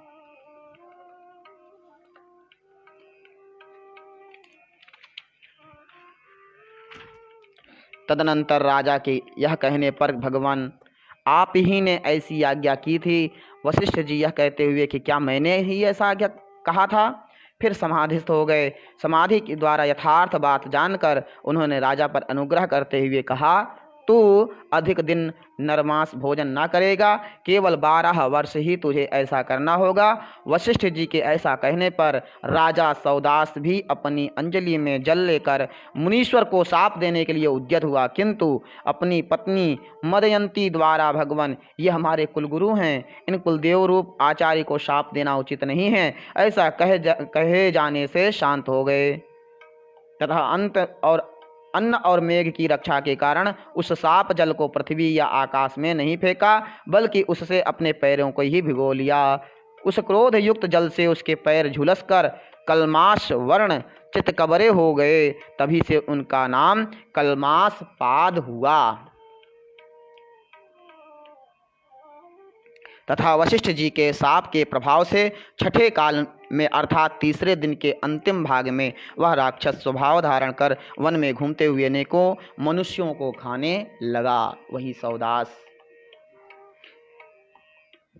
एक दिन एक दातु कंचिन मुनि मृत काले भार्या संगतम ददर्श तयोश्च तमति भीषणम राक्षस स्वरूपम अवलोक्य त्रासाद दंपत्योः प्रधावितयोर ब्राह्मणम जग्राह। एक दिन उसने एक मुनीश्वर को ऋतुकाल के समय अपनी भार्या से संगम करते देखा। उस अति भीषण राक्षस रूप को देखकर भय से भागते हुए उन दंपतियों में से उसने ब्राह्मण को पकड़ लिया। तब ब्राह्मणी ने उससे नाना प्रकार से प्रार्थना की और कहा, हे राजन, प्रसन्न होइए, आप राक्षस नहीं हैं बल्कि इक्ष्वाकु कुल तिलक महाराज मित्र सह हैं। सौदास से मित्र सह, और मित्र सह ही भ्रष्ट हुआ था। आप स्त्री संयोग के सुख को जानने वाले हैं, मैं अतृप्त हूँ, मेरे पति को मारना आपको उचित नहीं है। इस प्रकार उसके नाना प्रकार से विलाप करने पर भी उसने उस ब्राह्मण को इस प्रकार भक्षण कर लिया जैसे बाघ अपने अभिमत पशु को वन में पकड़कर खा जाता है। तब ब्राह्मणी ने अत्यंत क्रोधित होकर राजा को शाप दिया, अरे तूने मेरे अतृप्त रहते हुए भी इस प्रकार मेरे पति को खा लिया, इसलिए कामोपभोग में प्रवृत्त होते ही तेरा अंत हो जाएगा। इस प्रकार शाप देकर वह अग्नि में प्रविष्ट हो गई। तदनंतर 12 वर्ष के अंत में शाप मुक्त हो जाने पर एक दिन विषय कामना से प्रवृत्त होने पर रानी मदयंती ने उसे ब्रह्माणी के शाप का स्मरण करा दिया। तभी से राजा ने स्त्री संभोग त्याग दिया। पीछे पुत्रहीन राजा के प्रार्थना करने पर वशिष्ठ जी ने मदयंती के गर्भाधान किया। तब उस गर्भ ने 7 वर्ष व्यतीत होने पर भी जन्म ना लिया तो देवी मदयंती ने उस पर पत्थर से प्रहार किया। इससे उसी समय पुत्र उत्पन्न हुआ और उसका नाम अशमक हुआ। पुराणों में भगवान के वंशों का वर्णन ऐसे ऐसे आश्चर्यजनक श्राप, आशीर्वाद और कुलों के वर्णन हम सब लोग सुन रहे हैं कि मदयंती ने गर्भाधान में पत्थर से प्रहार किया, 7 वर्ष तक गर्भाधान ही रहा। फिर जब पुत्र उत्पन्न हुआ वह अशमक हुआ। अशमक के मूलक नामक पुत्र हुआ। मूलक, अशमकस्य मूलको नाम पुत्रो अभवत। अशमक। फिर मूलक की रक्षा वस्त्रहीना स्त्रियों ने घेर कर की थी, इससे उसे नारी कवच भी कहते हैं। मूलक के दशरथ, दशरथ के इलिविल, इलिविल के विश्वसह और विश्वसह के खटवांग नामक पुत्र हुआ। देखिए, एक दशरथ के पुत्र भरत, राम लक्ष्मण भरत शत्रुघ्न हुए और एक दशरथ से इलिविल हुए। इलिविल से विश्वसह और विश्वसह से खटवांग हुए, जिसने देवासुर संग्राम में देवताओं के प्रार्थना पर करने पर दैत्यों का वध किया था। देवासुर संग्राम, कई बार देवासुर संग्राम आया है, कई जन्म जन्मांतर, कल्प कल्पांतर। इसलिए साधारण मनुष्य पुराणों को ही नहीं समझ पाता है कि कब का विषय चल रहा है, कलयुग में ऐसा क्यों नहीं हुआ, ऐसा क्यों नहीं है। इसलिए जब हम भागवत जैसे, महाभारत जैसे श्री वेदव्यास जी ने विस्तार कर दिया है, ऐसे महाभारत में विष्णु सहस्त्र नाम, भीष्म स्तुति आदि कितने बड़े बड़े स्तोत्र भरे पड़े हुए हैं। उसके माध्यम से हम लोग जब भगवत पाद आदि शंकर भगवान आकर के उसका विस्तृत व्याख्या करते हैं, तब जाकर के साधारण मनुष्य समझ पाता है कि भगवान के इतने नाम और इतने गूढ़ हैं। नहीं तो पुराण, यह पुराण तो विष्णु पुराण श्री पराशर जी सुना रहे हैं और भागवत कथा को और सरल माध्यम से उनके पुत्र, पराशर के पुत्र वेदव्यास, वेदव्यास जिनका नाम कृष्णद्वैपायन भी है, उनसे सुखदेव जी कथा सुना रहे हैं राजा परीक्षित को। इसलिए भागवत कथा जो है फली फल, उस फल में रस ही रस है। और यह तो इतना गूढ़ है, जैसे कहते हैं कि वेद का जो मंत्र है उसी का यह समझ लीजिए कि यह सभी के लिए वेद में, वेद पढ़ने का विधि और निषेध का, किसको पढ़ना चाहिए किसको नहीं, संन्यास ग्रहण के बारे में ब्राह्मणों के लिए ही बताया, परंतु भक्ति के बारे में सभी को, कोई भी हो, चारों वर्णों को, सभी को पढ़ने का अधिकार। और भक्ति में भगवान के भक्त न जाने कितने हुए, यहाँ तक तो रसखान जैसे भी हुए, कबीर दास भी हुए। भक्ति ही सुतौ तौ तरुणौ गृहीत्वा, भक्ति को धारण कर लेने से ज्ञान वैराग्य जो सुप्त हुए हैं वे भी तरुण हो जाएंगे। आइए अब जानते हैं कि इलिविल से विश्वसह और विश्वसह से खटवांग पुत्र हुआ, जिसने देवासुर संग्राम देवताओं के प्रार्थना करने पर दैत्यों का वध किया था, खटवांग राजा ने। इस प्रकार स्वर्ग में देवताओं का प्रिय करने से उनके द्वारा वर मांगने के लिए प्रेरित किए जाने पर उसने कहा, यदि मुझे वर ग्रहण करना ही पड़ेगा तो आप लोग मेरी आयु बतलाइए। तब देवताओं के यह कहने पर तुम्हारी आयु केवल 1 मुहूर्त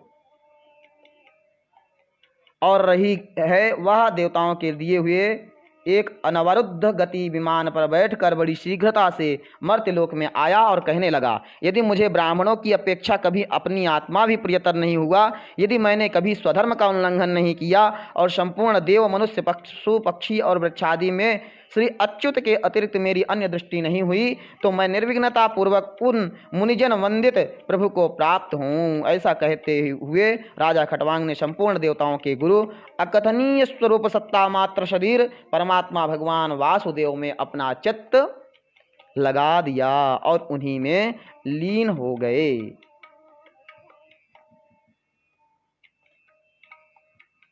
इस विषय में पूर्व काल में सप्तर्षियों द्वारा यह कहा हुआ श्लोक सुना जाता है।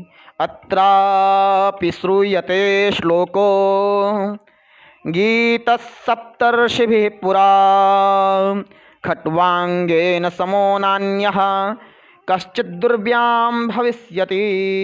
इसने कहा, खटवांग के समान पृथ्वी तल में अन्य कोई भी राजा नहीं होगा जिसने एक मुहूर्त मात्र जीवन के रहते ही स्वर्गलोक से भूमंडल में आकर अपनी बुद्धि द्वारा तीनों लोकों को सत्य स्वरूप भगवान वासुदेवमय देखा। कहते हैं ना, मरने के समय में, और जीवन इतना लंबा है, 100 साल की आयु है, एक मुहूर्त में ही स्वर्ग से आकर के सत्य स्वरूप भगवान वासुदेव कृष्ण को समझ लिया। एक मुहूर्त में ही वे अपना कल्याण कर गए। पुराणों का वचन है कि उनके जैसा, खटवांग जैसा पृथ्वी तल में अन्य कोई भी राजा नहीं होगा। खटवांग से दीर्घबाहु नामक पुत्र हुआ। दीर्घबाहु से रघु और रघु से अज। रघु भी बहुत सत्यवादी थे। रघु परंपरा चली आई। कहते हैं, रघुकुल रीति सदा चली आई, प्राण जाए पर वचन न जाई। एक बार जो वचन ले लिया तो वह उसको पूरा ही करते हैं। ऐसे रघुकुल रीति परंपरा है। तो रघु से अज, अज से दशरथ ने जन्म लिया।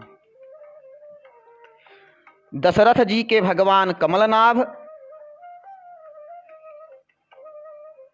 अब दशरथ जी के 3 पत्नियां और 4 पुत्र जो हुए, वे भगवान कमलनाभ जगत की स्थिति के लिए अपने अंशों से राम, लक्ष्मण, भरत और शत्रुघ्न, इन 4 रूपों से पुत्र भाव को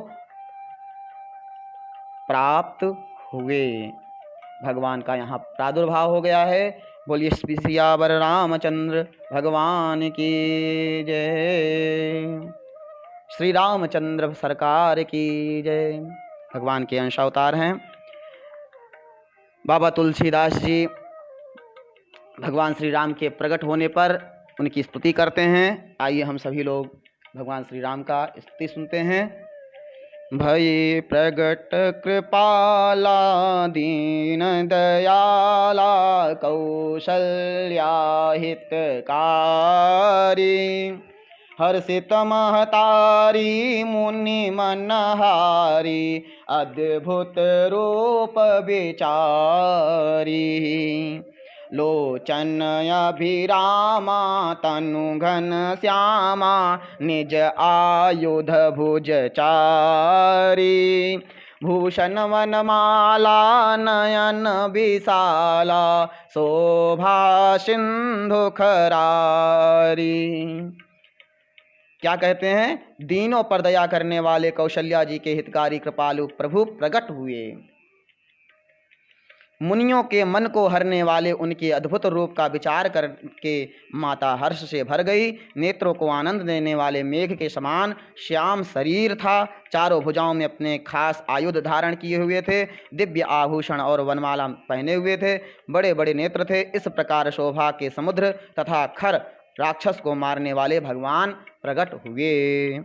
कह दुई कर जोरे स्तुति तोरी केहि विधि करऊँ अनंता माया गुण ज्ञानातीत अमाना वेद पुराण भनंता।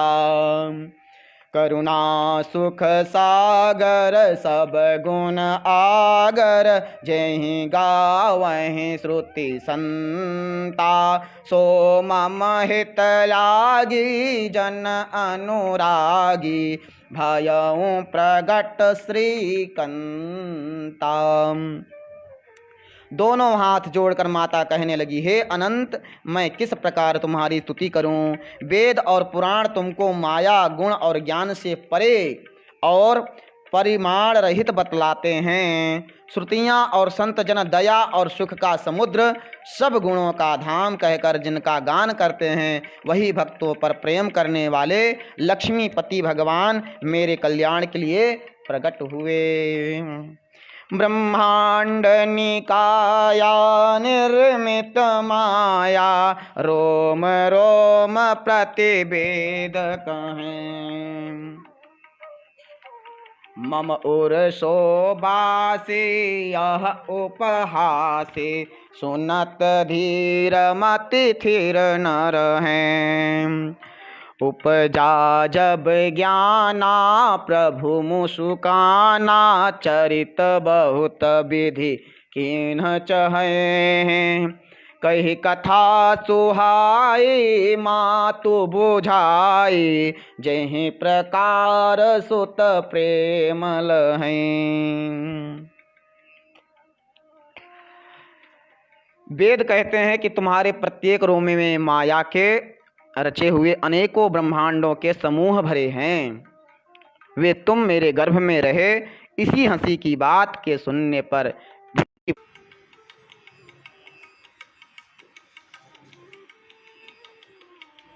दूरवाणी में तकनीकी समस्या आने के कारण अधिक समय होने से दूरवाणी यह अति ऊष्म हो चुका है और यह ऑटोमेटिक नेटवर्क जो डाटा है वह बंद हो रहा है। हम लोग सुन रहे थे, फिर चालू हुआ है कि वेद कहते हैं तुम्हारी प्रत्येक रूप में माया के रचे हुए अनेकों ब्रह्मांडों के समूह भरे हैं,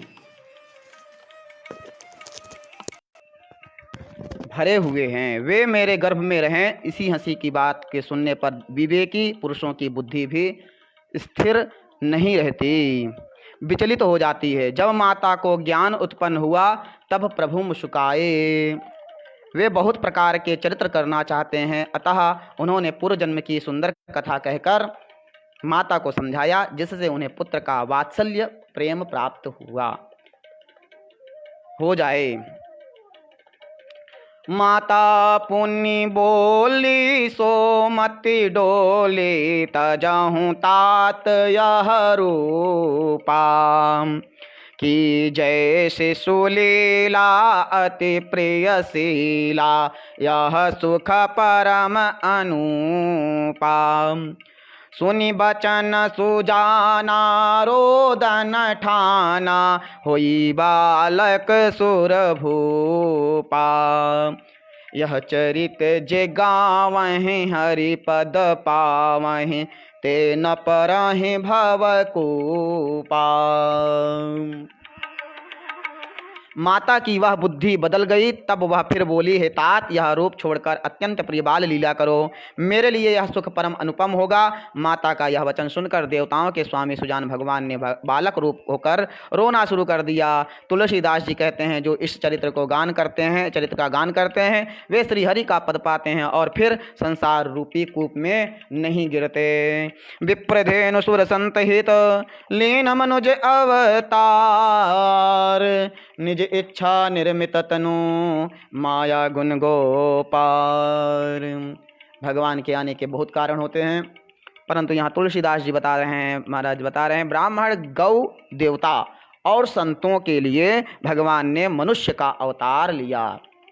वे अज्ञानमयी मलिना माया और उसके गुण सत्व रज तम और बाहरी तथा भीतरी इंद्रियों से परे हैं। उनका दिव्य शरीर अपनी इच्छा से ही बना है, किसी कर्म बंधन से परवश होकर त्रिगुणात्मक भौतिक पदार्थों के द्वारा नहीं है।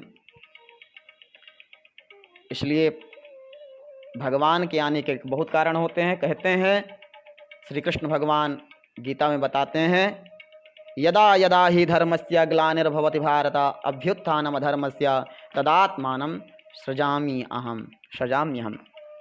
जब जब धर्म पे नाश, उनको मिटाने का प्रयास होता है, परित्राणाय साधूनां विनाशाय दुष्कृतां धर्म संस्थापनार्थाय संभवामि। हर युग युग में धर्म की संस्थापना के लिए, और जैसा गौ ब्राह्मण संत देवताओं के लिए अवतार भगवान लेते हैं। और कहते हैं कि जो साधारण सी, जिसको भगवान विष्णु को जो तुलसी बहुत प्रिय है, और गौ को साधारण और ब्राह्मणों को साधारण नहीं समझना चाहिए।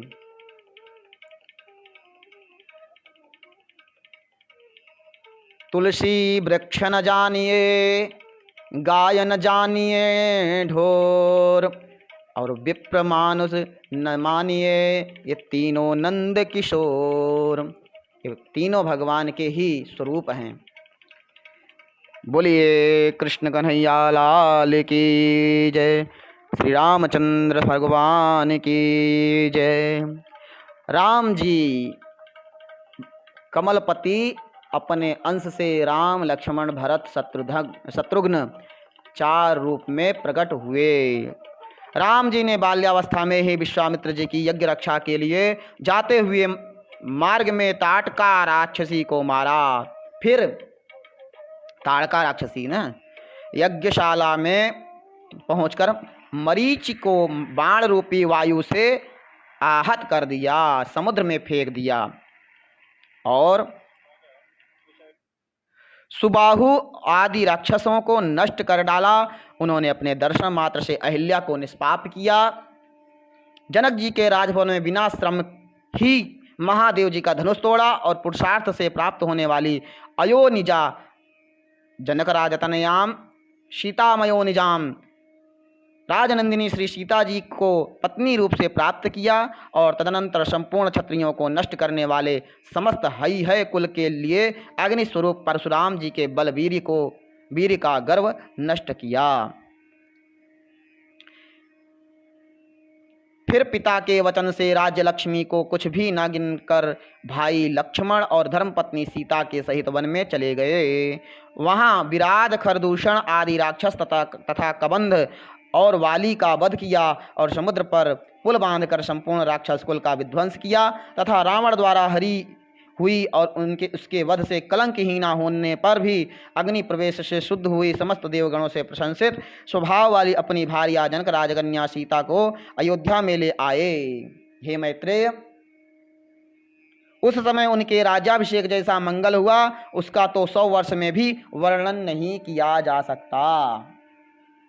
फिर कह रहे हैं कि उस समय राज्याभिषेक जैसा मंगल हुआ जिसका वर्णन, उसका तो वर्णन 100 वर्ष भी नहीं किया जा सकता। फिर भी संक्षेप में सुनो। लक्ष्मण, भरत, शत्रुघ्न, विभीषण, सुग्रीवांगद, जांबवद धनुमत प्रवृत्तिभिः समुत्फुल्लवदनैः छत्र चाम्रादियुतैः दशरथ नंदन श्री रामचंद्र जी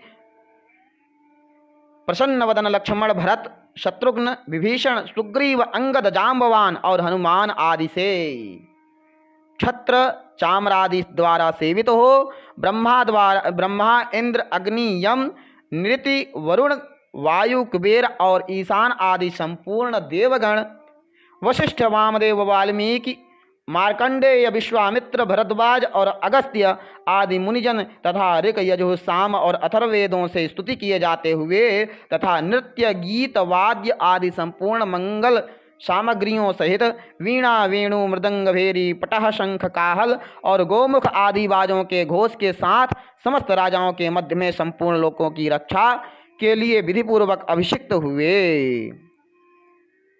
यह संक्षेप में वर्णन है इतनों के साथ। ऐसा राज्याभिषेक हुआ कि श्री पराशर जी बताते हैं कि उनका वह वर्णन 100 वर्षों तक भी नहीं किया जा सकता। फिर भी संक्षेप में इतना वर्णन कर रहे हैं। इस प्रकार दशरथ कुमार, कौशलाधिपति, रघुकुल तिलक, जानकी वल्लभ, तीनों भाइयों के साथ, तीनों भ्राताओं के साथ प्रिय श्री रामचंद्र जी ने सिंहासनारूढ़ होकर 11,000 वर्ष राज्य शासन किया। 11,000 वर्ष तक राज्य शासन किया भगवान श्री राम ने। भरत जी ने गंधर्व लोक को जीतने के लिए जाकर युद्ध में 3 करोड़ गंधर्वों का वध किया और शत्रुघ्न ने अतुलित बलशाली महापराक्रमी मधुपुत्र लवण राक्षस का संहार किया और मथुरा नामक नगर की स्थापना की। मथुरा नामक द्वापर युग आने वाला है और भगवान श्री कृष्ण मथुरा की जेल में ही आने वाले हैं। द्वापर युग के अंत में, उसके पूर्व त्रेता युग के समाप्ति में भगवान श्री राम का प्रादुर्भाव होता है। तो जो शत्रुघ्न जी हैं वह मथुरा नाम की नगर की स्थापना करते हैं। इस प्रकार अपने अतिशय बल पराक्रम से महान दुष्टों को नष्ट करने वाले भगवान राम, लक्ष्मण, भरत और शत्रुघ्न संपूर्ण जगत की यथोचित व्यवस्था करने के अनंतर फिर स्वर्गलोक को पधारे।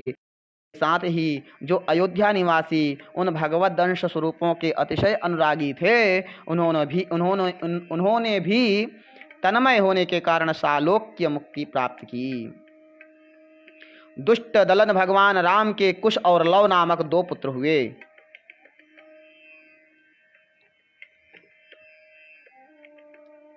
भगवान के 2 पुत्र हुए, लव और कुश। जो भगवान दुष्ट और दलन, भगवान यहाँ पर दुष्ट और दलन, अति दुष्ट संहारिणो रामस्य कुशलवौ 2 पुत्रौ, जो दुष्टों का संहार करने वाले हैं वे लव और कुश 2 पुत्र हुए। इसी प्रकार लक्ष्मण जी के अंगद और चंद्रकेतु, भरत जी के तक्ष और पुष्कल तथा शत्रुघ्न जी के सुबाहु और सूरसेन नामक पुत्र हुए। कुश के अतिथि, अतिथि के निषद, निषद के अनन, अनन के नभ, नभ के पुंडरीक, पुंडरीक के क्षेमधनवा, क्षेमधनवा के देवानीक, देवानीक के अहीनक, अहीनक के रुरु। अब ये सुनते जाइए। भगवान के जाते ही द्वापर युग का आरंभ हो गया। भगवान श्री कृष्ण के जाते ही कलयुग का आरंभ हो गया, परंतु राज शासन युग युगांतर तक चलता रहा। तो भगवान के जाने के बाद जो उनके पुत्र कुश, कुश के अतिथि, अतिथि के निषद, निषद के अनल, अनल के नभ, नभ के पुंडरी, पुंडरी के क्षेमधनवा, क्षेमधनवा देवानीक, देवानीक के अहीनक, अहीनक रुरु, रुरु परियात्रक, परियात्रक के देवल, देवल के वच्चल, वच्चल के उत्क, उत्क के उज्जरनाभ, वज्रनाभ, वज्रनाभ के शंखर, शंखर के युषिताश्व और युषिताश्व के विश्वसह नामक पुत्र हुआ। ये प्रमुख प्रमुख राजाओं के नाम, वंशों का नाम यहाँ सुना रहे हैं। विश्वसह के हिरण्यनाभ नामक पुत्र हुआ, जिसने जैमिनी के शिष्य महायोगीश्वर याज्ञवल्क्य जी से योग विद्या प्राप्त की।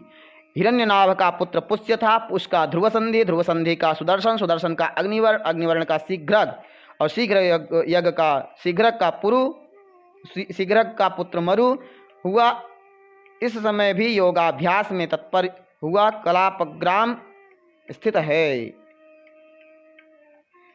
इस समय भी योगाभ्यास में तत्पर हुआ, कलापग्राम में स्थित है। आगामी युग में यह सूर्यवंशी क्षत्रियों का प्रवर्तक होगा, ऐसा बता रहे हैं कि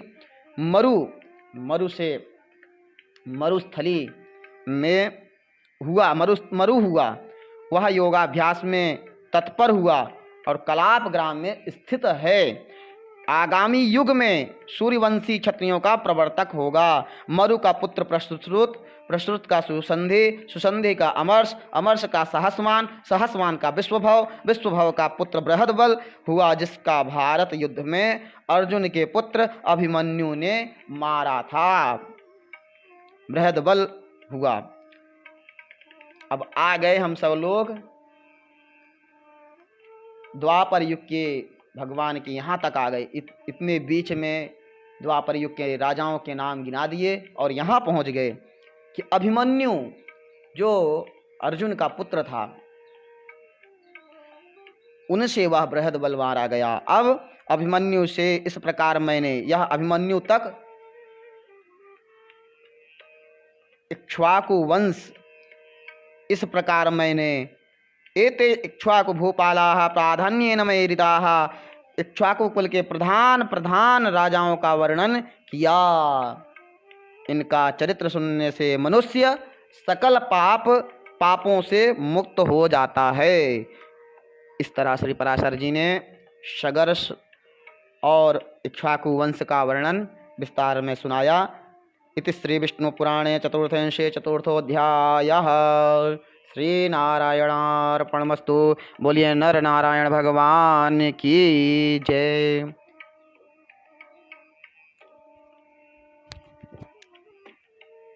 अब बहुत सारे राजा वंशों का वर्णन हम लोग सुनेंगे। अभिमन्यु तक पहुंच गए। पहले भी हम सभी लोग कल रैवत की पुत्री रेवती परसों सुने थे। रेवती के साथ बलभद्र का विवाह सुने। ऐसे युग युगांतर कल्प कल्पांतर की कथा, उनका वर्णन, प्रमुख प्रमुख राजाओं का वर्णन पुराणों में उल्लेखित है। आगे कल हम सभी लोग 5वें अध्याय में निमि चरित्र और निमि वंश का वर्णन सुनेंगे। आज की वाणी यहीं पर विराम करते हुए आज का यह विष्णु पुराण का 27वां दिन यहीं पर विश्राम लेता है। ठीक कल हम सभी लोग 12 बजे उपस्थित होंगे। आइए 2-4 मिनट भगवान नाम संकीर्तन करते हैं और हे राम का भजन सुनते हैं। हरे राम राम राम हरे हरे, हरे कृष्ण कृष्ण कृष्ण हरे हरे, हरे राम राम राम हरे हरे, हरे कृष्ण कृष्ण कृष्ण हरे हरे।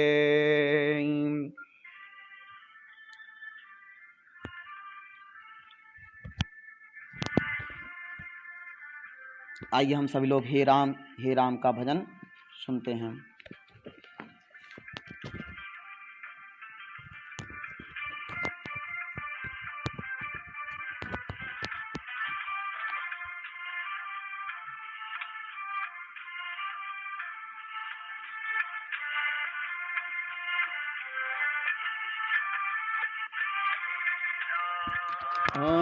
हे राम हे राम हे राम,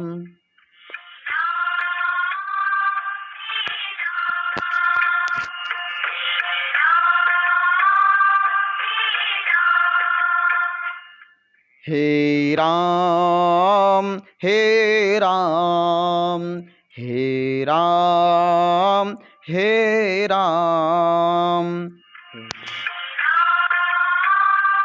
हे राम हे राम हे राम राम, जग में साचो तेरो नाम। हे राम हे राम हे राम हे राम,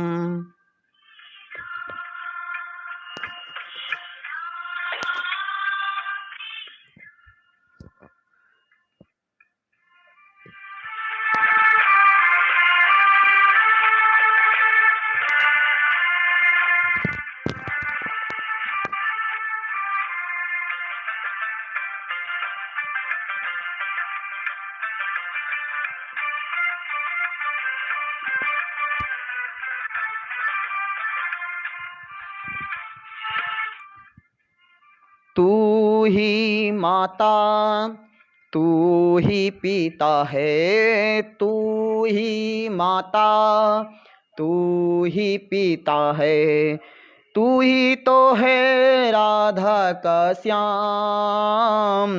हे राम हे राम हे राम हे, जग में साचो तेरो नाम। हे राम हे राम हे राम हे राम।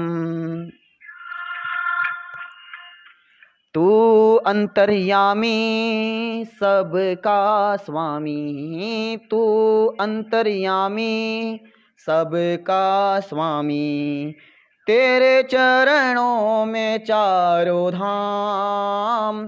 हे राम हे राम हे राम।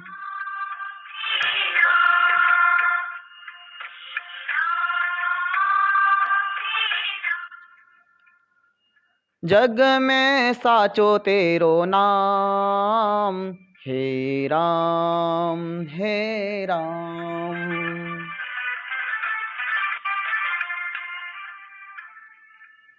तू ही बिगाड़े तू ही संवारे, तू ही बिगाड़े तू ही संवारे, इस जग के सारे काम।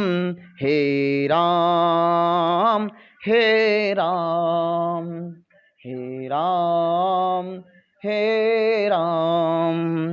जग में साचो तेरो नाम, हे राम हे राम। तू ही जगदाता विश्व विधाता, तू ही जगदाता विश्व विधाता, तू ही सुबह तू ही शाम। हे राम हे राम हे राम हे राम। जग में है साचो तेरो नाम, हे राम हे राम। बोलिए सियावर रामचंद्र भगवान की जय, श्री कृष्णचंद्र भगवान की जय। पूज्यपाद जगद्गुरु शंकराचार्य जी महाराज की जय, स्वामी जी महाराज की जय, गुरुदेव भगवान की जय, श्री वासुदेव महाराज की जय, गौ माता की जय। भज गुरुदेवं भज गोविंदम भज श्री गो मातरम, तेरा मेरा छोड़ के बंदे कर ले प्रभु से नाता, साथ कुछ नहीं जाता। भज गुरुदेवम भज गोविंदम भज श्री गो मातरम। इन्हीं सब वचनों के साथ आज की वाणी यहीं पर विराम। धन्यवाद आप सभी लोगों का, जो लोग देख रहे हैं सुन रहे हैं उन सभी लोगों का बहुत बहुत धन्यवाद। श्री अनाराम धाम वैदिक गुरुकुलम वैदिक कुटुंबकम एवं श्री अनाराम धाम गोलोकम के संस्थापक संरक्षक ब्रह्मर्षि श्री गिरिजा महाराज, परम पूज्य प्रातः स्मरणीय सद्गुरु भगवान के आशीर्वाद कृपा पात्र शिष्य, आप सभी लोग विष्णु पुराण का यह 27वां दिन सुन रहे हैं। आज की उपस्थिति में हमारे विशेष रूप से हमारे गुरुदेव शिक्षा गुरु श्री सनत कुमार उपाध्याय जी, गुरु जी को प्रणाम करते हुए वे हमें सुन रहे हैं। गुरु जी प्रणाम। और आज के लाइव में हमारे मित्र महर्षि सांदीपनी पोरबंदर में श्री भाई श्री के यहाँ पढ़ने वाले और श्रीमद् भागवत कथा कहने वाले हमारे भाई शिवम जोशी जी सुन रहे हैं। जय श्री कृष्णा शिवम भाई, राधे राधे। आचार्य आशीष मृदुल जी सुन रहे हैं, राधे राधे आचार्य जी, हर हर महादेव। आपने एक अत्युत्तम लिखा है आशीष मृदुल आचार्य जी, आपको धन्यवाद। श्री राम पांडे जी सुन रहे हैं, हमारे छोटे भाई श्री अनाराम धाम वैदिक गुरुकुलम के वेदाध्यापक, सामवेद के साथ अन्य विषयों का भी अध्ययन कराने वाले वेद मूर्ति श्री राम पांडे जी सुन रहे हैं और वे प्रणाम कर रहे हैं। हमसे छोटे हैं, वो मुझे प्रणाम कर रहे हैं। हमारी ओर से शुभाशीर्वाद हाथ जोड़ रहे हैं। हितांशु पंड्या जी सुन रहे हैं। हितांशु पंड्या जी राधे राधे, जय श्री कृष्ण। और राजेश भट्ट बाबा काका जी सुन रहे हैं जी, जय श्री गौ माता, जय गोपाल। राजेश भट्ट जी जय श्री कृष्ण, राधे राधे। पंडित नीरव दवे जी सुन रहे हैं द्वारिका से, नीरव भाई जय द्वारकाधीश। दिग्विजय मिश्रा जी सुन रहे हैं, दिग्विजय मिश्रा जी जय श्री राम, जय श्री कृष्ण। हमारे हितेश जी राज्य गुरु भाई सुन रहे हैं, जय द्वारकाधीश हितेश भाई। और विकास राय जी सुन रहे हैं, विकास राय जी जय श्री राम, जय श्री कृष्ण, राधे राधे। अश्विन गोमट जी सुन रहे हैं, हर हर महादेव। अश्विन गोमट जी जय श्री राम, राधे राधे। और अंशुमान का नाम हमने बीच में लिया था, हमारे अंशु अजय चरैया जी सुन रहे हैं, अंशु चरैया जी जय श्री राम, राधे राधे। अमित पांडे जी सुन रहे हैं, अमित पांडे जी जय श्री राम, राधे राधे। अमित पांडे जी ने जय हो लिखा है, बिल्कुल सत्य सनातन धर्म की जय हो, गौ माता की जय हो, धर्म की जय हो, अधर्म का नाश हो, प्राणियों में सद्भावना हो और विश्व का कल्याण हो। विश्व प्राणी मात्र के कल्याण की कामना से सत्य सनातन धर्म की सदा जय हो। गौरांग वायड़ा जी सुन रहे हैं, गौरांग भाई जय द्वारकाधीश। विजय शर्मा जी सुन रहे हैं, विजय भाई शर्मा, विजय भैया। और जय द्वारकाधीश, राधे राधे। और मेहुल जी सुन रहे हैं, मेहुल भाई हर हर महादेव, जय श्री राम, जय शंकर, जय महाकाल। और हमारे लक्ष्मीकांत पाठक जी सुन रहे हैं, जय द्वारकाधीश, हर हर महादेव लक्ष्मीकांत भाई। इतने लोगों का नाम अभी स्क्रीन पर दिख रहा है। जो देख रहे हैं, जिनका नाम यहाँ नहीं दिख रहा है, वे सभी लोगों को जय द्वारकाधीश, जय गौ माता, जय गोपाल, हर हर महादेव। आज के वीडियो यहीं पर समाप्त करते हैं। धन्यवाद आप सभी लोगों को। आप सभी लोग उपस्थिति देकर के सुने, विष्णु पुराण सुन रहे हैं, मुझे सुन रहे हैं। मैं आप सबके समक्ष उपस्थित होकर के गुरु की कृपा से, गुरु के आशीर्वाद प्रेरणा से और यह लॉकडाउन में बैठ कर के समय का सदुपयोग करते हुए आप सबके समक्ष चतुर्थ अंश में प्रवेश होकर के चौथे अध्याय तक आज हम सभी लोगों ने सुना। फिर आगे इसी तरह 6 अंश हैं विष्णु पुराण में, और 5वां अंश जो है श्रीमद् भागवत की तरह 10वें स्कंद की तरह विस्तार है, हृदय है, उसमें हम सभी लोग भगवान श्री कृष्ण का लीला सुनेंगे। हर हर महादेव, जय श्री कृष्ण, राधे राधे। आज की वीडियो यहीं पर समाप्त करते हैं।